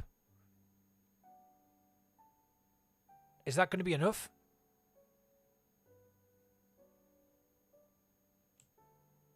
Right, now, attach the lid, pick it up, shake it around. We got to get that water. Right, please work this time. This is going to be a disaster, isn't it? This isn't going to work. Taste beer. We did it. It worked. Ah, okay, so it's pale. It's pale. It's not pale enough, though. We probably should have put more water in. Got a good carbonation.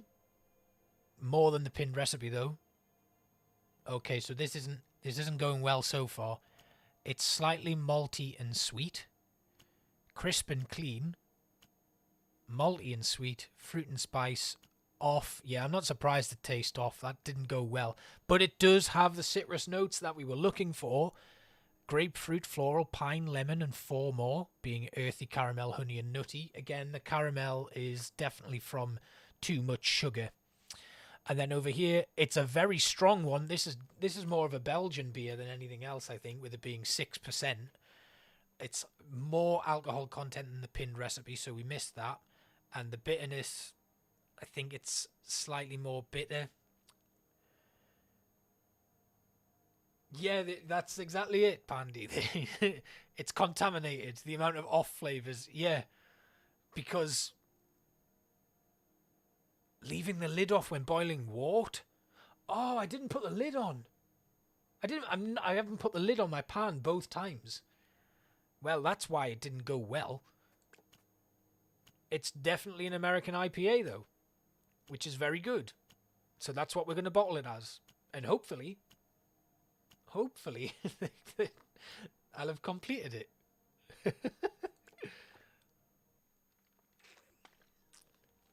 Right. So, it needs to be one of the top 5 styles that best match my beer. Once I'm done packaging my beer, you can submit it to a job or return it to the workshop. So all we had to do was provide a citrus beer. I'm going to say that it's an American IPA, though, because that's what it was most like. So we'll call this citrusy, sugary, watery monster. Is that good? Is that okay?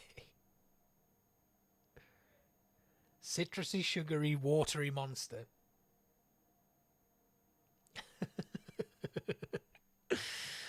Yeah. Is that separate words okay, or should it be less words? We'll go with separate words.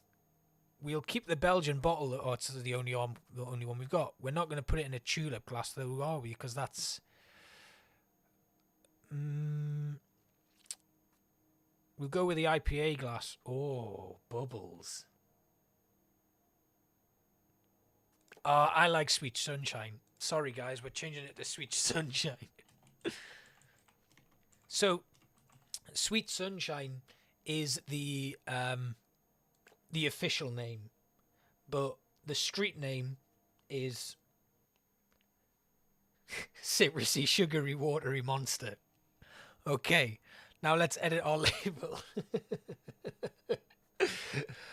Right, wait, we need something. What's this?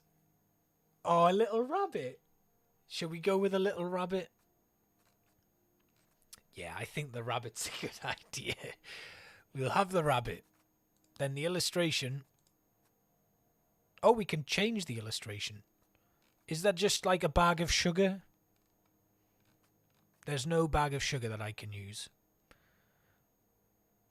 We'll keep the rabbit then. And then we want to change the colour. Oh, I can't change. If I use the gradient, what does that change then? Oh, it changes the moon. The rabbit is jumping over the moon.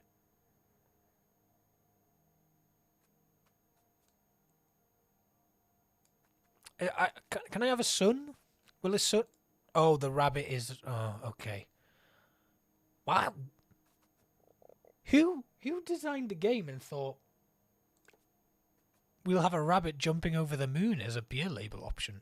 I mean, I'm not complaining, but we got to put a lot of shine on this. And let's make it really metallic. No, we'll not. What about roughness? What does that do? Let's make it really smooth. Smooth, shiny, metallic moon. And then our gradient will be a yellow gradient. Really saturated. Yeah. And then it'll go to like an orange gradient. Really saturated. Ah, now we're getting somewhere. It's just a shame that the rabbit has gone that same colour as well. And the blue label has... can I move the position? Oh, okay. We can. Let's scale it all the way up. Nope. Scaling it all the way up doesn't happen either. Right, okay, the illustration's good. Text banner. This needs to be... What is happening with my text banner? It's going to have to be rounded, isn't it? So, what about nothing? Yeah, okay, right. Text banner is going to go like that. Then we'll have to adjust the scale a little bit so that it's just down there. And then if we move the... Oh, damn, can I reset? Does this go any further down? No. Okay, well, we'll bring that up so that it's there. That works. And then we'll have, like, some sort of nice-looking background texture on it. Something like that. Hey, if you drink enough, you might ride the rabbit over the moon. It probably won't even take you that much of this. It's pretty strong. Right, I think that's good. If we could like curve that a little bit more, that would be really good, but it doesn't look like we can. Anyway, beer name text. So, the bottom one is the American IPA. That's what I want to change. So I want to change this from... We need a bold one, don't we? And then I don't really want it to be curved like that. So how do we change that?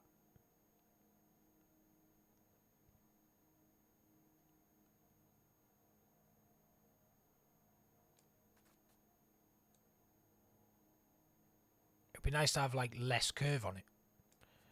But it doesn't look like that's possible. Which is strange because the other one was straight on.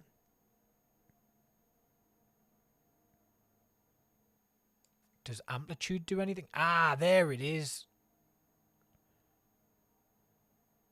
Now I can't get it back.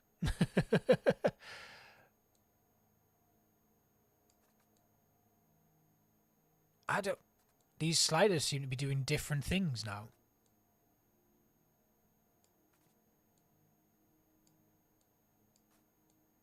I don't understand. Right, anyway, we're going to change the position now. Oh, there's the percentage. That's what I'm moving there. Right, we'll leave the percentage there. Then up here, we need to change this. What is that moving?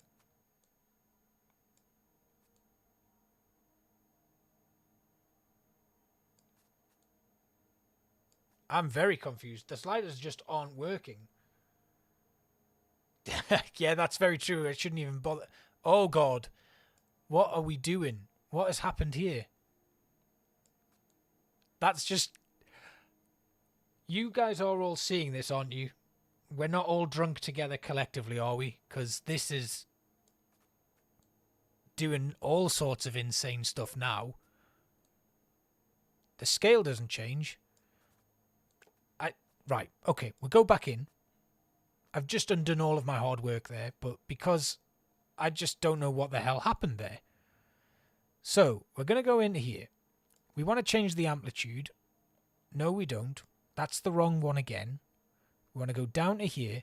We want to change the amplitude of that. That's now gone straight, completely straight. Then I can't seem to change the position of the... What's going on? Right, okay. We'll leave that as it is. Let's go back in. No, back to the label, back to the beer name text. I want to move the percentage up a little bit because that is in a very difficult to see position. So we're going to put that along here.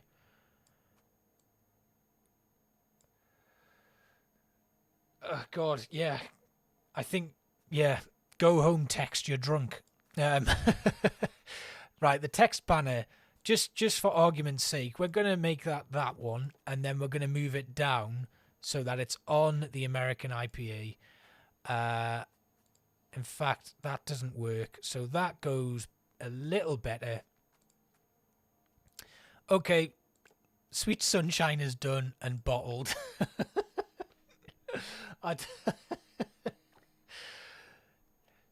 We have done it though. It's a we've completed our job. We haven't completed dark matter, but that's fine. The organisers of a local food festival are looking for a special beer to celebrate this year's theme of sensational citrus and welcome submissions from quarterly readers. So we can submit our beers on the jobs pages in our journal by interacting with the finished conditioning container and by opening the cellar where we can also view all of our past brews. So we've got a small batch size, flavour note citrus, IBUs at least 20. We are going to submit that beer. We did it. We've completed our first task. And we've finished the tutorial. So we can try out the second job, experiment with other brews, or even decorate our workshop using build mode. When we're ready, we can head to the front door to activate the next season and the next stage in the story. I'm going to move this bottle and pop it down in a very nice location right on my coffee table here. I'm not going to go straight on to the next season. I'd actually like to do the other task, but I feel drunk. But if you have a look, we have Sugary Dark Monster is there. Where's my other one? Oh, I submitted it, so I don't get to keep it. Is it in the cellar, though? Do we get to see it? No. Oh, there it is. Sweet Sunshine and Sugary Dark Monster. We've made them both. And they're both looking pretty good. I would drink them. I just, yeah. Sugary Dark Monster, our first ever beer. And then citrusy, sweet, sugary, watery Monster being our second one. So, yeah, that was pretty good. Now we can get rid of... so we've done our American Pale Ale.